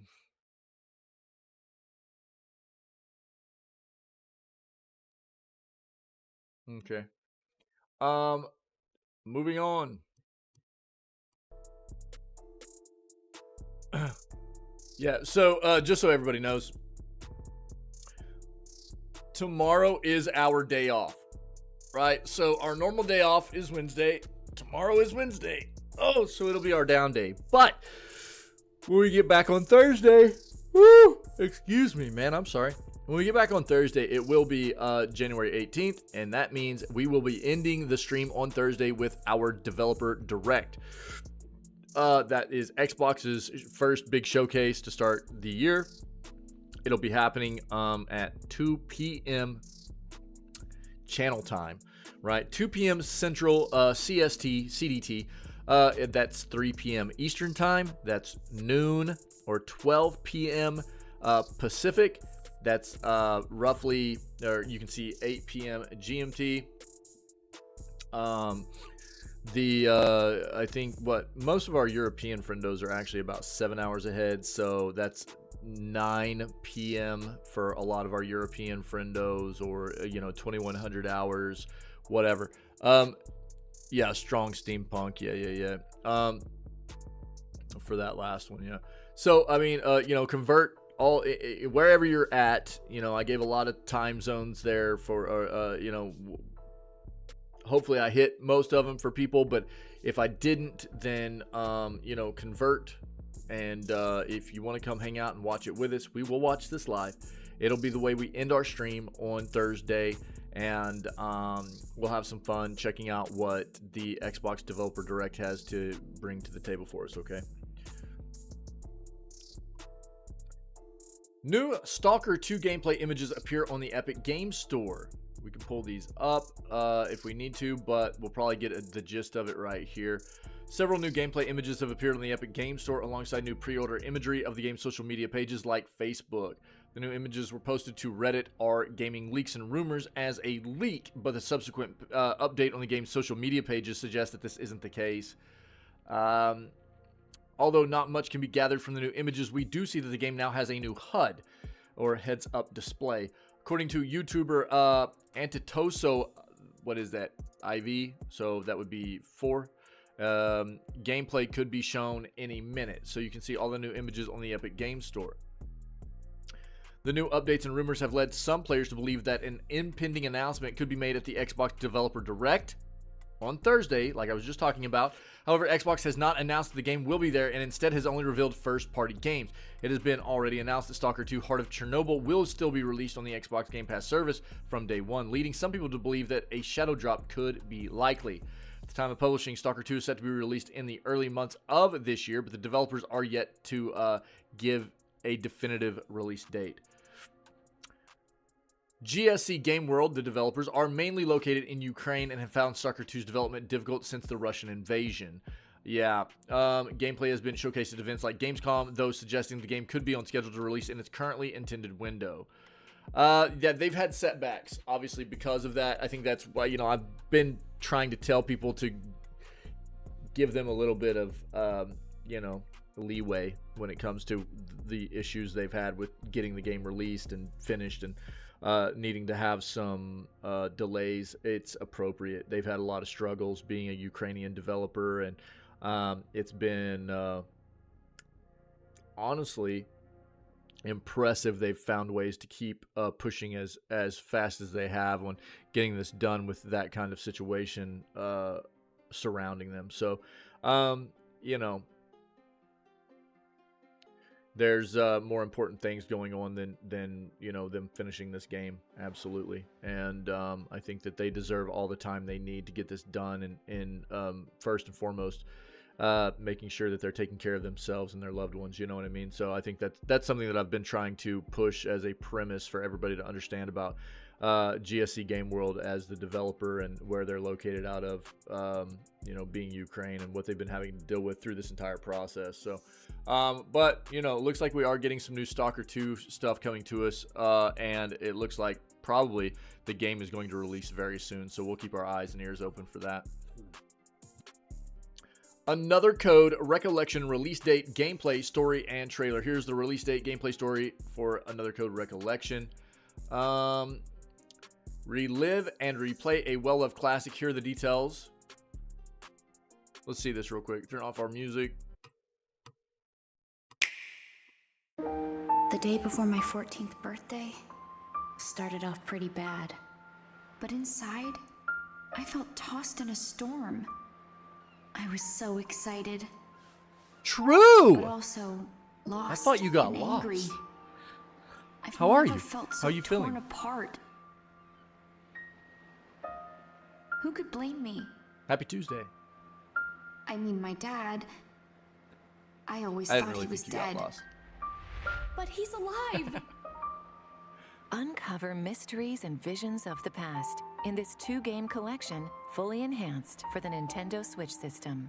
Doing much better? Good. I'm glad. I love to hear Meet it. Ashley, a 13-year-old Ferret was girl asking who about you yesterday, and I was like, orphaned dude, as a I child. think she's mad at me. One day, she receives a letter from her father, who she I was believes just to be joking, dead. but Were you mad at me? Ashley heads to the solitary Blood Edward Island, where her father is said to be waiting. I got lost in my bed over the weekend. Right on. Yeah, I told him, I was like, dude, she's been sick. I think she's just been sick, and she's been dealing with some issues with all the rain and stuff and everything. So They she's say just it trying was to once recover. home to a family of rich folks. Dealing But with the life, patriarch got dude. sick and Yeah. things went from bad to worse. Most of the family died. I was like, I think I made her mad, and Ferret was like, yeah, that happens. Is this what I think it is? This place holds a dark and tragic That happens past. sometimes. Undeterred, Ashley explores the island. I was like, dang it, dude. Is anyone in here? But along the way, What? she finds puzzling obstacles Man, I that suck, slow her dude. progress. And Can you see me? she meets Dee, a mysterious ghost with amnesia. I don't mean to piss people off. I'm just an Girls need to a-hole, I get guess, along? dude. What does that mean? Ashley must contend with strange obstacles. And Oh, it's gradually snowing there today, is it? restore Dee's That and the memories. stupid carpet. Are you still having issues the with one who carpet told me to drying come out? to It's this probably because it's so island. flipping cold, dude. So And if it's in the where is he? basement, you know, that floor, you know, because it's just the Sorry, miss. the flipping the that's all you're foundation, getting out right? of The me. cement slab underneath He'll that get all the carpet, right? answers you're looking for That would when you never meet him. happen. I'm glad. Who are you? What truths will Ashley I'm glad you're feeling uncover? better. That's probably one of the reasons it's so hard to dry it out, right? You probably need like heaters Goodbye, in there or Ashley. something. I don't know. What all have you tried? After completing the Another Code 2 Memories game, its sequel, Another Code R, Journey into Lost Memories, previously unreleased in North Okay, America, fair. Yeah, buddy. No will worries. be unlocked. Here, a now 16-year-old Ashley Yeah, will because that encounter it's in new the basement, right? individuals So you've got the like the Ashley. cement slab underneath it, and probably. unravel the Is that what's memories of underneath her it? Cement dearly slab? departed mother. Just right underneath like the padding and the carpet. If that's the case, if it's a cement slab, dude, it's so cold right I was now. here with Mom. Barrett's taking off. He's like, yeah, I gotta bounce, guys. I wanted to speak, just the two of us. All will be revealed. Oh, True's here. Another Code Recollection. Available January 19th. Yeah, that's one of the reasons I was only figuring it was on probably hard to Nintendo dry it Switch. out. And it's hard to tell if Pre-orders it's dry are because it available is so now on cold, Nintendo right? eShop. Start uncovering the mysteries. It's so today flipping cold with a outside free right demo now. On Nintendo eShop. You can transfer your That's a progress difficult over thing to to the deal full with. game once purchased. A space heater might have done a little bit of work there, though. It's just, I don't know how easy it would be to get a hold of one. Well, there you go. Another Code Recollection overview trailer for the Switch. It has a release date of January 19th, so that's like 3 days. Available exclusively on the Switch. It's a remake and collection of 2 games, Another Code 2 Memories, and its sequel, Another Code R, A Journey into Lost Memories. It's the first time that the sequel will be available in North America. It retains most of, if not all of the gameplay mechanics from the previous game. It's a point-and-click adventure game. Players must navigate the game's 3D environments while solving puzzles that they may encounter along the way. Compared to the top-down perspective of the original game, this game now has a third-person perspective, although the games originally used the Nintendo DS's touchscreen and the Wii Nunchuck. The Switch 2, well, Nintendo Switch will see, what? The player using the analog sticks, D-pad, and other buttons in the puzzle solving. That was a weird way to write that. When exploring the game, players must walk around and inspect various items or talk to NPCs. This is important as the game is a story-driven game with a lot of puzzle-solving elements. This is the main gameplay loop of the game, with players slowly unraveling the story while solving puzzles. Some gameplay changes that this remaster brings to the table, for example, various cutscenes that have now been added to the game, with older ones being remade. Not only that, but the game itself is now voiced with both English and Japanese voiceovers available. Nice. Cool. If you need this, I'll link it. 22 Fahrenheit there? Dude, I am... Actually, it's warmer today than it has been. It's -9 Fahrenheit. Feels like -29 with the wind chill. Yesterday, it was a little bit colder than that, and the day before, it was like -15, felt like almost -40. we've had like basically everything's just been shut down for us. It's just been brutally cold, lots of snow. Yeah. So we've had like we're going on like I think about 4 days of roughly negative double digit temperatures and wind warning. We're still in a wind chill warning. So the wind, we're having like wind gusts of like 15 to 20 mile an hour just consistently. So it's like the temperature, it's making the temperature feel like 20 degrees colder. so it's like already really cold, and then we're getting these really bad winds that are just sweeping through and making everything about 20 to 25 degrees colder. Yeah. Than the temperature actually is. It's pretty brutal. Yeah. So it's going to start warming up tomorrow though. Today we're actually going to finally hit a high of 1 degree Fahrenheit. So we're going to finally get out of the negatives today. It looks like around early afternoon time. We'll finally be working our way out of the negative temperatures for the first time in like 5 or 6 days, I think. It's been pretty brutal, dude. So that's good. It'll be nice. And then by next month or this coming Monday, it looks like we'll probably have a lot of the snow melting off. The temperatures are going to get above freezing, so we'll see like if the snow actually melts. The ground's still going to be really, really cold though because of all these cold temperatures we've had. So we'll see. But it's been pretty brutal. It's been pretty brutal. Great days to just stay inside. Yeah, you're telling me. Yeah, because I mean it's like the kids have like nice. The kids have like extracurricular stuff and dude, they've been shutting everything down. My daughter was supposed to be going and doing some volunteer stuff on Saturday. That all got shut down. She's in a new play. She just got cast in a new play here in the community and everything, and she's supposed to be starting up this past last week was the first week where last week was the first week they started doing rehearsal for it and everything. And are the roads I mean they're finally plowed, but I mean it was like they were just plowing everything and it was like nothing was getting done. I mean it was we live in an area where they're prepared for this stuff, but it was so much, it was just hard to keep up with.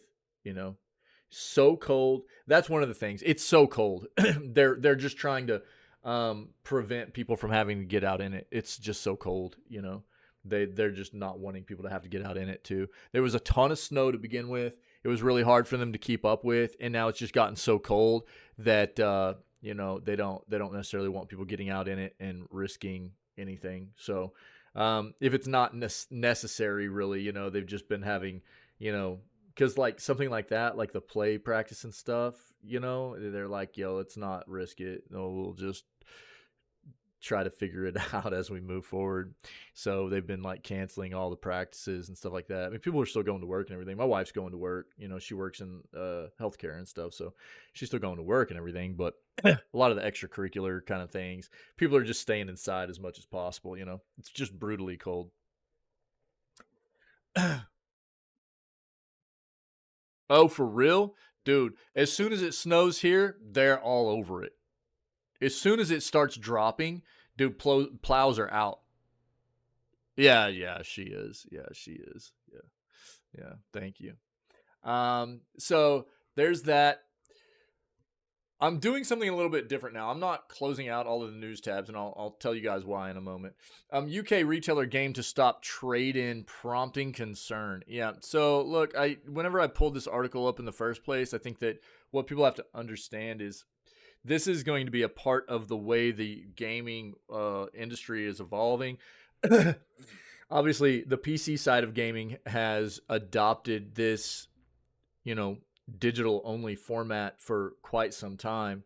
All of us PC gamers have been accustomed to only having digital libraries for years and years and years now. But the console side of gaming has been much more reluctant to adopt to that, right? And there's reasoning behind it. there's a little bit of it that's just nostalgia. There's a little bit of it that is, you know, the collector thing. There's a little bit of it that is, you know, some of it has to do with connectivity. There are an amount of people in the world that don't have great connectivity still, or any connectivity at all. So what is nice for those individuals is that all they have to do is have the console and have the physical disc, and they can play. They miss out on all of that, like, you know, patching and everything, but they can still play the game. And, you know, that's one of the reasons that consoles are a prominent thing in certain parts of the world. You don't need connectivity necessarily. You can just play the game if you have a physical disc, right? But the more we move forward, the more we're converting into a digital gaming universe, right? And it's slowly been a thing that's been becoming prominent in the gaming industry and for us as gaming enthusiasts for quite some time. And this is something that we've been seeing more recently with, this is another reason why people like physical discs, you know, the trade-in thing. People like to be able, and I'm not one of those people. I never have been. I don't trade. I've never traded in my games. I'm a collector, if you will. If I own a game, I keep it. I just keep it. I always have. And that's just the way I've always addressed my own collection of stuff. I've never really been a trader. I don't trade in stuff. So my consoles I still have, my games I still have, stuff like that. But I understand it. A lot of people like to buy a game, play it, beat it, trade it in, get a different one. You know, that's been a thing for a lot of people for a long time. But now we're seeing a lot of these shops going, yo, we're going to stop doing trade-ins. We're going to stop, you know, a lot of major retailers in certain countries are stopping even carrying physical discs, whether it be for movies, TV shows, video games, you name it.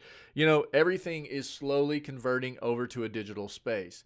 So UK retailer Game to stop trade-ins as well, prompting concern from consumers, right?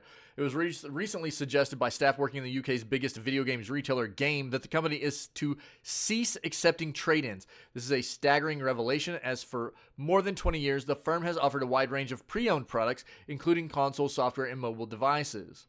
As per a report published in Eurogamer, Game will stop accepting trade-ins from February 16th, marking the end of an era and making it more difficult for gamers to afford brand new games and consoles. For the longest time, pre-owned products made up a vast portion of Game's revenue and trade, with the firm offering deals on trade-ins, running price comparison promotions, and stacking the shelves high with yellow-labeled second-hand products. Will Game stop? Will Game stop? Not GameStop. Will Game stop trade-ins? For years, Game has been steadily declining, working its way down from being a staple in the British high street and an instantly recognizable go-to for gamers across the United Kingdom, much like GameStop here in the US. Since the early 1990s, Game has been the top video game retailer in the UK, and while competitors have come and gone, the purple-branded chain remained a stalwart presence despite its own internal struggles. Sadly, Game is a shadow of its former self, much like GameStop. It hit a peak between 2012 and 2015 as the company was pulled out of administration concerns and gaming underwent a boom. In the space of a few years, we saw launches like GTA 5, Black Ops 2, and the Xbox One and PS4 consoles, and it proved to be a fruitful time for the company Game.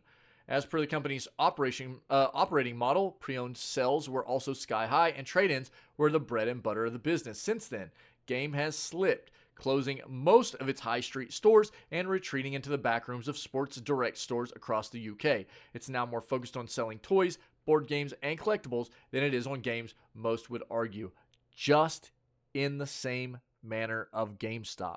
It has consistently high prices that cannot compete with online retailers, and despite having around 300 locations across Britain, it's almost an afterthought for gamers when it comes to buying new software or hardware. If Game is going to stop trade-ins, which seems to be the case, it could be the beginning of the end for the firm. We've seen the same thing happening with GameStop here in the US, where it's been on the brink of a complete collapse and shutdown for quite some time. Once the stock of pre-owned games has been depleted, Game will be left to push nothing but low-margin, high-priced games, consoles, and toys to a dwindling market in the United Kingdom. Could Game retreat further and become an online-only retailer, or worse still, implode entirely and shut down in the very near future? We've reached out for two representatives of Game, as the company is yet to officially announce this change. Yeah, I mean, it's obviously something that is no longer benefiting the company to do this. And as something that used to be very, very, probably one of their most profitable methods of retail, right? It no longer being beneficial for the company is a bad look. They're probably dying. And if it's not benefiting the company, they have to cut their losses and no longer do the trade-in stuff, and they're probably just going to die off. Much to the same extent that we've seen most physical, shops and stores that had been very prominent, big, profitable companies based on entertainment, physical entertainment, rental stores. Things of that nature that died off very quickly because of subscription services. It's happening to the same extent in gaming. It's inevitable. It is. Oh yeah. Okay. So all of the rest of this is going to be Ubisoft news. Okay. So the last of this is going to be Ubisoft news, and it was inevitable that we were going to be dealing with a little bit of this. By the way, go Stars tonight. Let's go.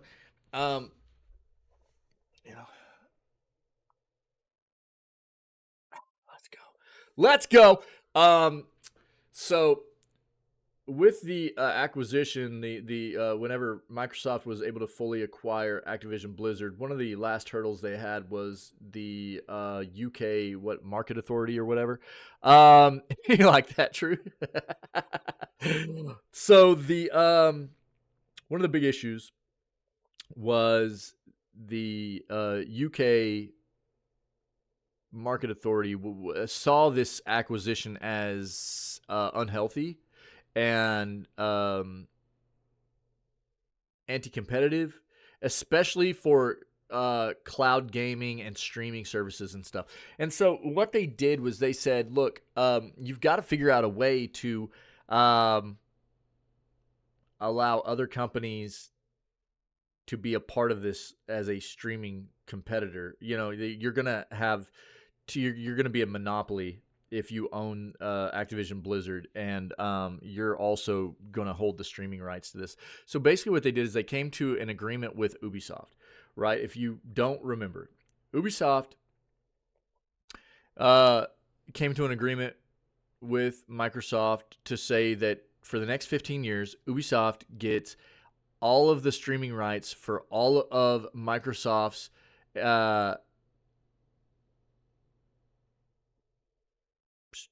streaming products, right? It's a weird situation. I don't know all the details, but this is mainly the gist of it. Ubisoft, for the next 15 years, for all of the products that Microsoft push outs for streaming, they own the licenses of it in perpetuity forever. So the weird thing about it is that Ubisoft has to pay Microsoft a lump sum up front. Then Ubisoft, for the next 15 years, gets the licensing rights for streaming for all of these things that Microsoft is pushing out that can be streamed. Right? And then the weird thing about it is that Microsoft then basically has to turn around, and if they want to stream these products that they even develop or publish themselves, they have to license it back out from underneath Ubisoft, even though it's their own product. It's a really weird situation. So, but what this is leading to is the fact of Ubisoft now, and we should have expected this to come, was that Ubisoft is now going to be a leader in streaming and cloud gaming and stuff like that, right? Because that's something they got a hold of with that agreement between themselves and Microsoft, right? So they've got a huge portfolio of games now that are going to be coming their way to put onto a service that they're going to be able to just push out underneath their own licensing.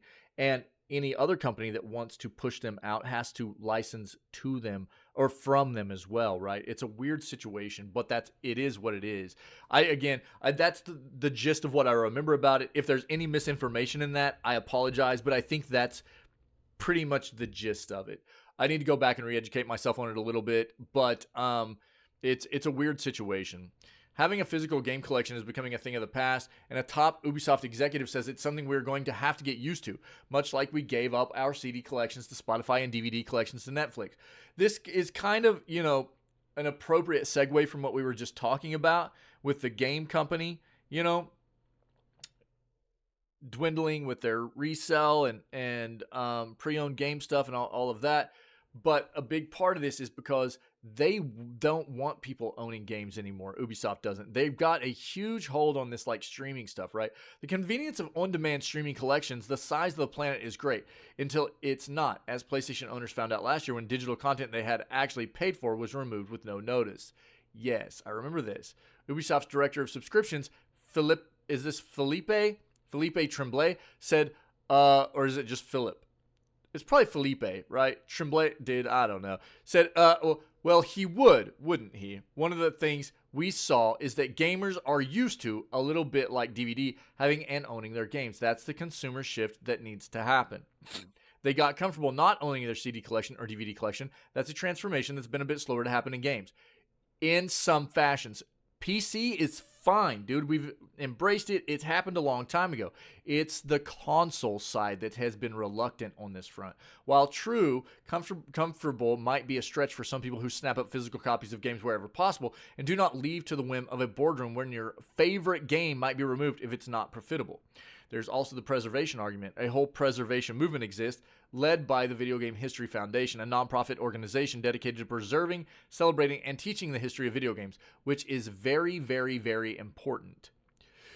The growth of Steam as a purchase platform gamers are comfortable with, and even Xbox Game Pass and PlayStation Network with their monthly subscriptions have led the charge to digital distribution of gaming and the idea that you are always just renting your content rather than owning it. The convenience is obvious. Reassuring. Tremblay continued in an interview with Games Industry Biz, you don't lose your progress. If you resume your game at another time, your progress file is still there. That's not been deleted. You don't lose what you've built in the game or your engagement with the game, so it's about feeling comfortable with not owning your game. I don't think anybody's ever going to feel entirely comfortable. There's a big difference here too.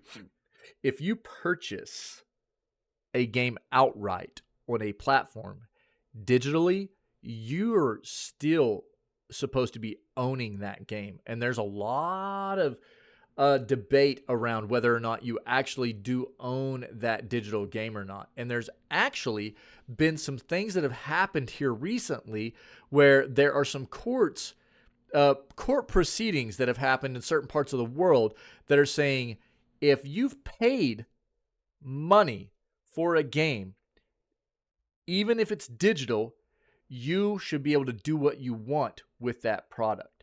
If you want to give that product to a friend, you can give that product to a friend. If you want to trade that product for somebody else's product or whatever, you should be able to do that because you paid for it and you outright own it. So there's a lot of different things happening on this front, right? Same thing as with a physical copy.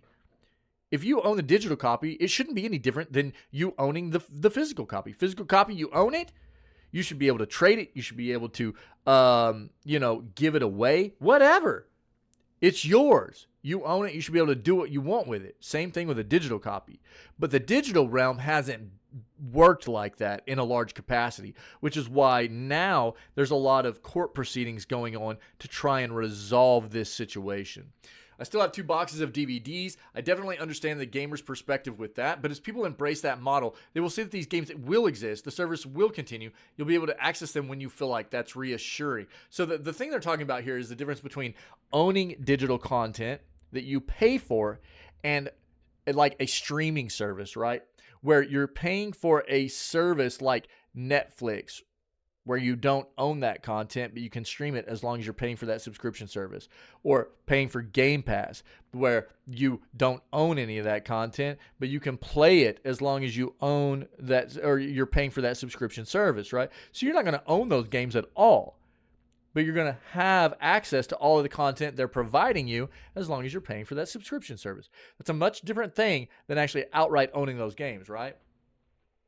You could argue, of course, that save game preserving your progress have been around a lot longer than digital games distribution, and it's rare we load up on physical game only to find everything we have built has vanished. We may have to look to the recent vinyl revival, though, as hope that we may still be allowed to collect things we like because, well, we want to.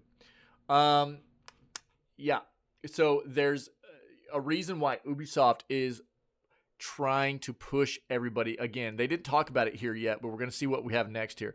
There's a reason why Ubisoft is pushing people to grab onto the notion or idea or premise of embracing digital content, because they have a huge foothold in the streaming industry now, the cloud gaming industry now, with everything that happened with the Microsoft Activision Blizzard acquisition and what they got with the streaming rights off of that, right? So let's see what comes next. Ubisoft is making some changes to Ubisoft Plus now, which will now be split into 2 tiers. Ubisoft has announced some major changes coming to its video game subscription service. Outlined in a recent blog post, the company 2 distinct tiers of Ubisoft Plus membership are now available. A $18 US per month premium tier and a much cheaper $8 classics tier. While the premium tier focuses on offering brand new games like the most recent Prince of Persia: The Lost Crown, either on their day of release or for an early access period, the classics tier is intended to provide a curated selection of popular back catalog and live games. A full list of games included in each tier is available on the Ubisoft website. The classics tier seems like a pretty compelling deal on the whole. Although the game selection is fairly limited, the $8 price tag is quite competitive compared to other game subscription services like Game Pass. Is it? There's some major titles like Far Cry 6, Assassin's Creed Odyssey, Tom Clancy's The Division 2 included in the Classics tier, which should provide a good few months of entertainment. The library included with Premium, on the other hand, features a range of more recent titles like Avatar: Frontiers of Pandora. One thing to note, however, is that the games on the Classics tier can only be accessed on PC. Premium, on the other hand, has support for PC, Amazon Luna, Xbox One, and Xbox Series X and S in certain titles, which might make it the best option if you regularly use a range of different platforms. There are also some other small distinctions between the 2 tiers, including the fact that Premium includes additional DLC content for its games. Premium subscribers can also make use of a 10% discount on virtual currency purchases alongside exclusive monthly rewards like cosmetic skins in Tom Clancy's Rainbow Six Siege or Watch Dogs Legion. So, that's not bad. I've actually been pretty outspoken about how expensive the premium or their subscription had been previously. There's no reason for me why anybody should be buying into Ubisoft Plus for this price tag when you can get Game Pass. Game Pass has a much better selection at a it's a similar price tag now, isn't it? What's the Ultimate Game Pass Ultimate's pretty comparative price tag, and just way more, unless you're just an absolute Ubisoft fan person, fanboy, fangirl, whatever, fan non-gender, I don't know. Then you do you, but ultimately you're gonna get a much more of a variety of so I'm willing to bet that, I mean, we could even look it up. Shut up, Tech Radar. The Ubisoft subscription service probably, let's see, number of titles. Let's look at this up.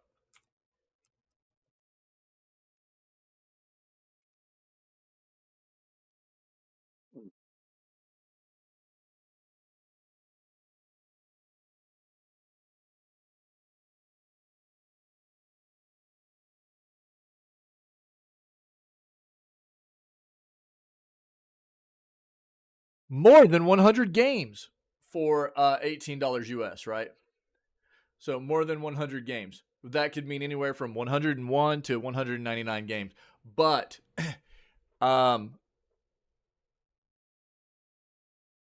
whenever you're talking about the difference between $18 for a subscription service for a roughly, let's just say 150 games. Let's just put it right there in the middle, 150 games. Compared to something like Game Pass, where you're getting somewhere between 400 and 500 games, it's a little bit different. You're getting like triple the amount of games, right? Triple the amount of selection on something like Game Pass for the same amount of money. I mean, you know, it just makes more sense to go with something like Game Pass, in my opinion.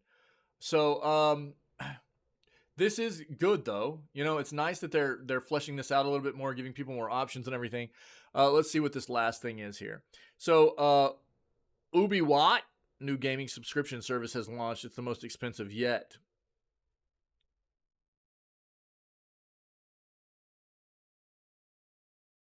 A lot of companies are now creating their own services, meaning gamers need more subscriptions in order to play the games they want. The latest to try and encourage people to their subscription service is Ubisoft, the publisher and creator behind big names like Assassin's Creed, Just Dance, all the Tom Clancy stuff, Far Cry, right? Ubisoft Plus is changing, and there will be now 2 tiers, right? Which we just talked about. Costing a whopping $17.99 a month US is the premium service.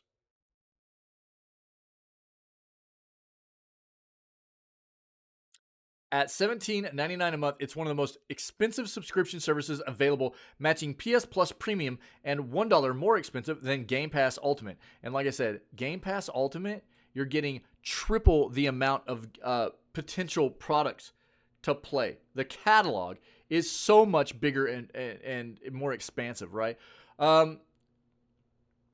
So I don't know. I mean, everybody's going to have their own thought process behind this, but I think that's something that people need to take into consideration there.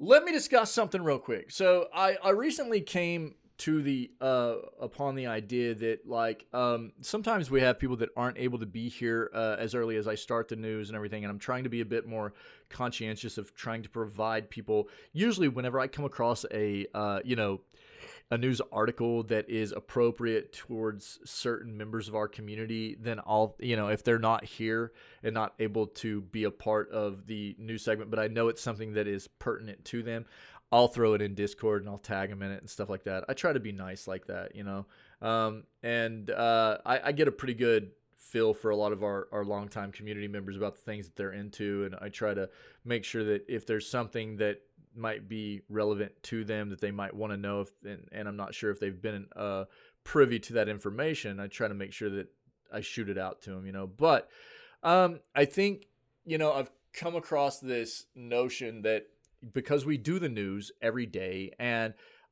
maybe not everybody is able to be around for the news segments all the time, and even if, people just want to go back and rehash maybe some of the stuff that we went through, an easy way for us to do that is for me to start a dedicated channel in our Discord server, okay? So what I've done is I've started a dedicated channel, which is video gaming news, in the Discord channel. And what I'm going to start trying to do is actually take all of the articles that we cover every single day, and I'll just put the date, and then I'll link all of the articles that we that we covered that day underneath that date. That way, if anybody wants to go back and take a look at anything they might have missed for that day, they can look at the articles. And then, as well as what I'm going to start doing is not only publishing, I highlight all of our news articles out on like a weekly basis that can be accessed specifically just on, on Twitch, and then I export it. I put them all on the YouTube as well. So what I'll do is after I get them put on YouTube, I'll link each, specific individual dates video gaming news segment for the YouTube channel. I'll link those in once I get them public on YouTube. I'll link those into the news channel as well for the Discord server, so people can go back and watch them easily, as well as the individual pertinent news segments or like articles that I pull out and I turn into their own individual like YouTube videos and stuff. I'll add those in there too, okay? So what I'm trying to do is make it a little bit more seamless and intuitive and easier for people to access the news that we cover if you're not able to be here for all of it, okay? So I'm trying my best. I've got a lot of muscle memory for the way that I address the news, because usually it's like, okay, we're done with that article, close it out. We're done with that article, close it out, So I'm trying very hard to be conscious of not, you know, doing what I've been doing for years now. And I'm going to try to make this a little bit better for people to just be able to access. You know, I've always done my best to make sure people had access to the content on the regular by highlighting the news segments and putting them in putting them on the Twitch page and putting them on playlists on the YouTube channel and stuff. But if I can continue to make this an easier place for people to access our content and catch up on maybe information that they missed out on and stuff like that, I'll continue to do that. And nobody had recommended it or anything. I just kind of came to the realization that it would be a nice thing to do. So I'm going to start doing that. So as always, if there are things that you guys think of that I can try to incorporate here to make this a better, more, you know, engaging place for us all the way around, then don't hesitate to put that information in the suggestions channel. And if I haven't addressed it, if I've neglected to address it, if something that's been put in the suggestions channel, don't hesitate to remind me of it or something like that. You know, I get real busy, and sometimes it's not that every single suggestion will be implemented, and but sometimes I will maybe forget. I'll look at a suggestion and go, okay, that's something I need to probably try to work on, but I just get busy and stuff too. So if there's something that you feel like you've put in the suggestions that maybe I've neglected and I didn't address it and go, well, I probably won't do that, you know, and this is the reason why. Usually if I'm not going to do something that a suggestion's been put in there, I'll give a reason why I won't do it. You know, I don't do it, you know, just for no reason. You know, yeah, I like to have the input, the feedback, and try to do what the community is looking for me to do, you know. So on that note, you know, I appreciate everybody always being a part of what we do and providing feedback, and I do my best to make this as an engaging and really community focused kind of environment as possible. So that's the news for today. It was good. I'll get all of these articles linked into our new channel in the Discord underneath the date of January 16th. So if anybody needs to go back and take a look, it'll be there. Cool. And what I'll probably do is actually even add in the YouTube videos to the specific dates for the news segments as they get published on YouTube, as I get those done and everything too. Okay, so not only will they initially include all the links to the articles we covered, but I'll go back and edit in and add the link for the YouTube channels or the YouTube videos as they get published for those specific dates also. Okay, so hopefully that'll be something that's a little bit better for everybody to access all the content for the Discord channel and stuff. But you guys rock. Happy Tuesday. I hope everything is going well. I hope people are feeling better. I know we've had illness running around the community. Everybody turn on your antivirus, you know, stay away from the sickness. All right. I hope everybody's staying warm because I'm freezing my flipping butt off over here. Send some warmth my way. We're going to move on and play some Fallout New Vegas for the rest of the day. So cough, cough. No! Where's my disinfectant spray? So we'll go play some Fallout New Vegas for the rest of the day. I hope everybody's doing well, and if you're not, you know, familiar with what we do, this is the way we start off all of our streams. We're live normally 6 days a week, every day but Wednesday. So tomorrow is a day off. We won't be live tomorrow. And we always start off with video gaming news. This is the way we do our jam to start off all of our streams. We try to stay current on what's going on in the video gaming industry, promote a healthier industry for us as consumers and enthusiasts, video game enthusiasts, and we like to kind of flesh out a lot of these important ideas and articles and things that are going on in the industry. And I don't know, after that we always go and play games for the rest of the day. So I don't know if you're digging the content, whether you're seeing this live now or as a VOD later, know that all of our previous content, most of the previous content that we've done in the channel, whether it be video game playthroughs, news segments, funny clips and highlights, all that stuff is on the Twitch channel as well as our YouTube channel. And we're always looking for more cool people to be a part of what we do. Creating a welcoming place, place that people can feel safe, and you know, we're about taking care of one another and just having a good time, laughing, spreading good vibes, enjoying the world of video games, and trying to be void of negativity and toxicity, and just being civil about things, you know. So if you can dig that, come be a part of what we do when we're live. And just contribute to this amazing community that we already have. You know, a lot of cool people, a lot of amazing people are a part of what we do, and we're always down to have more awesome people be a part of what we are moving forward. So other than that, man, stay healthy, stay safe, be kind to one another, and I'm going to run us a quick outro to kind of sum up the news segment. I'm not going anywhere. The stream's not going down. As soon as I get back, we will start getting ready for playing Fallout New Vegas. All right, you guys rock. Be right back.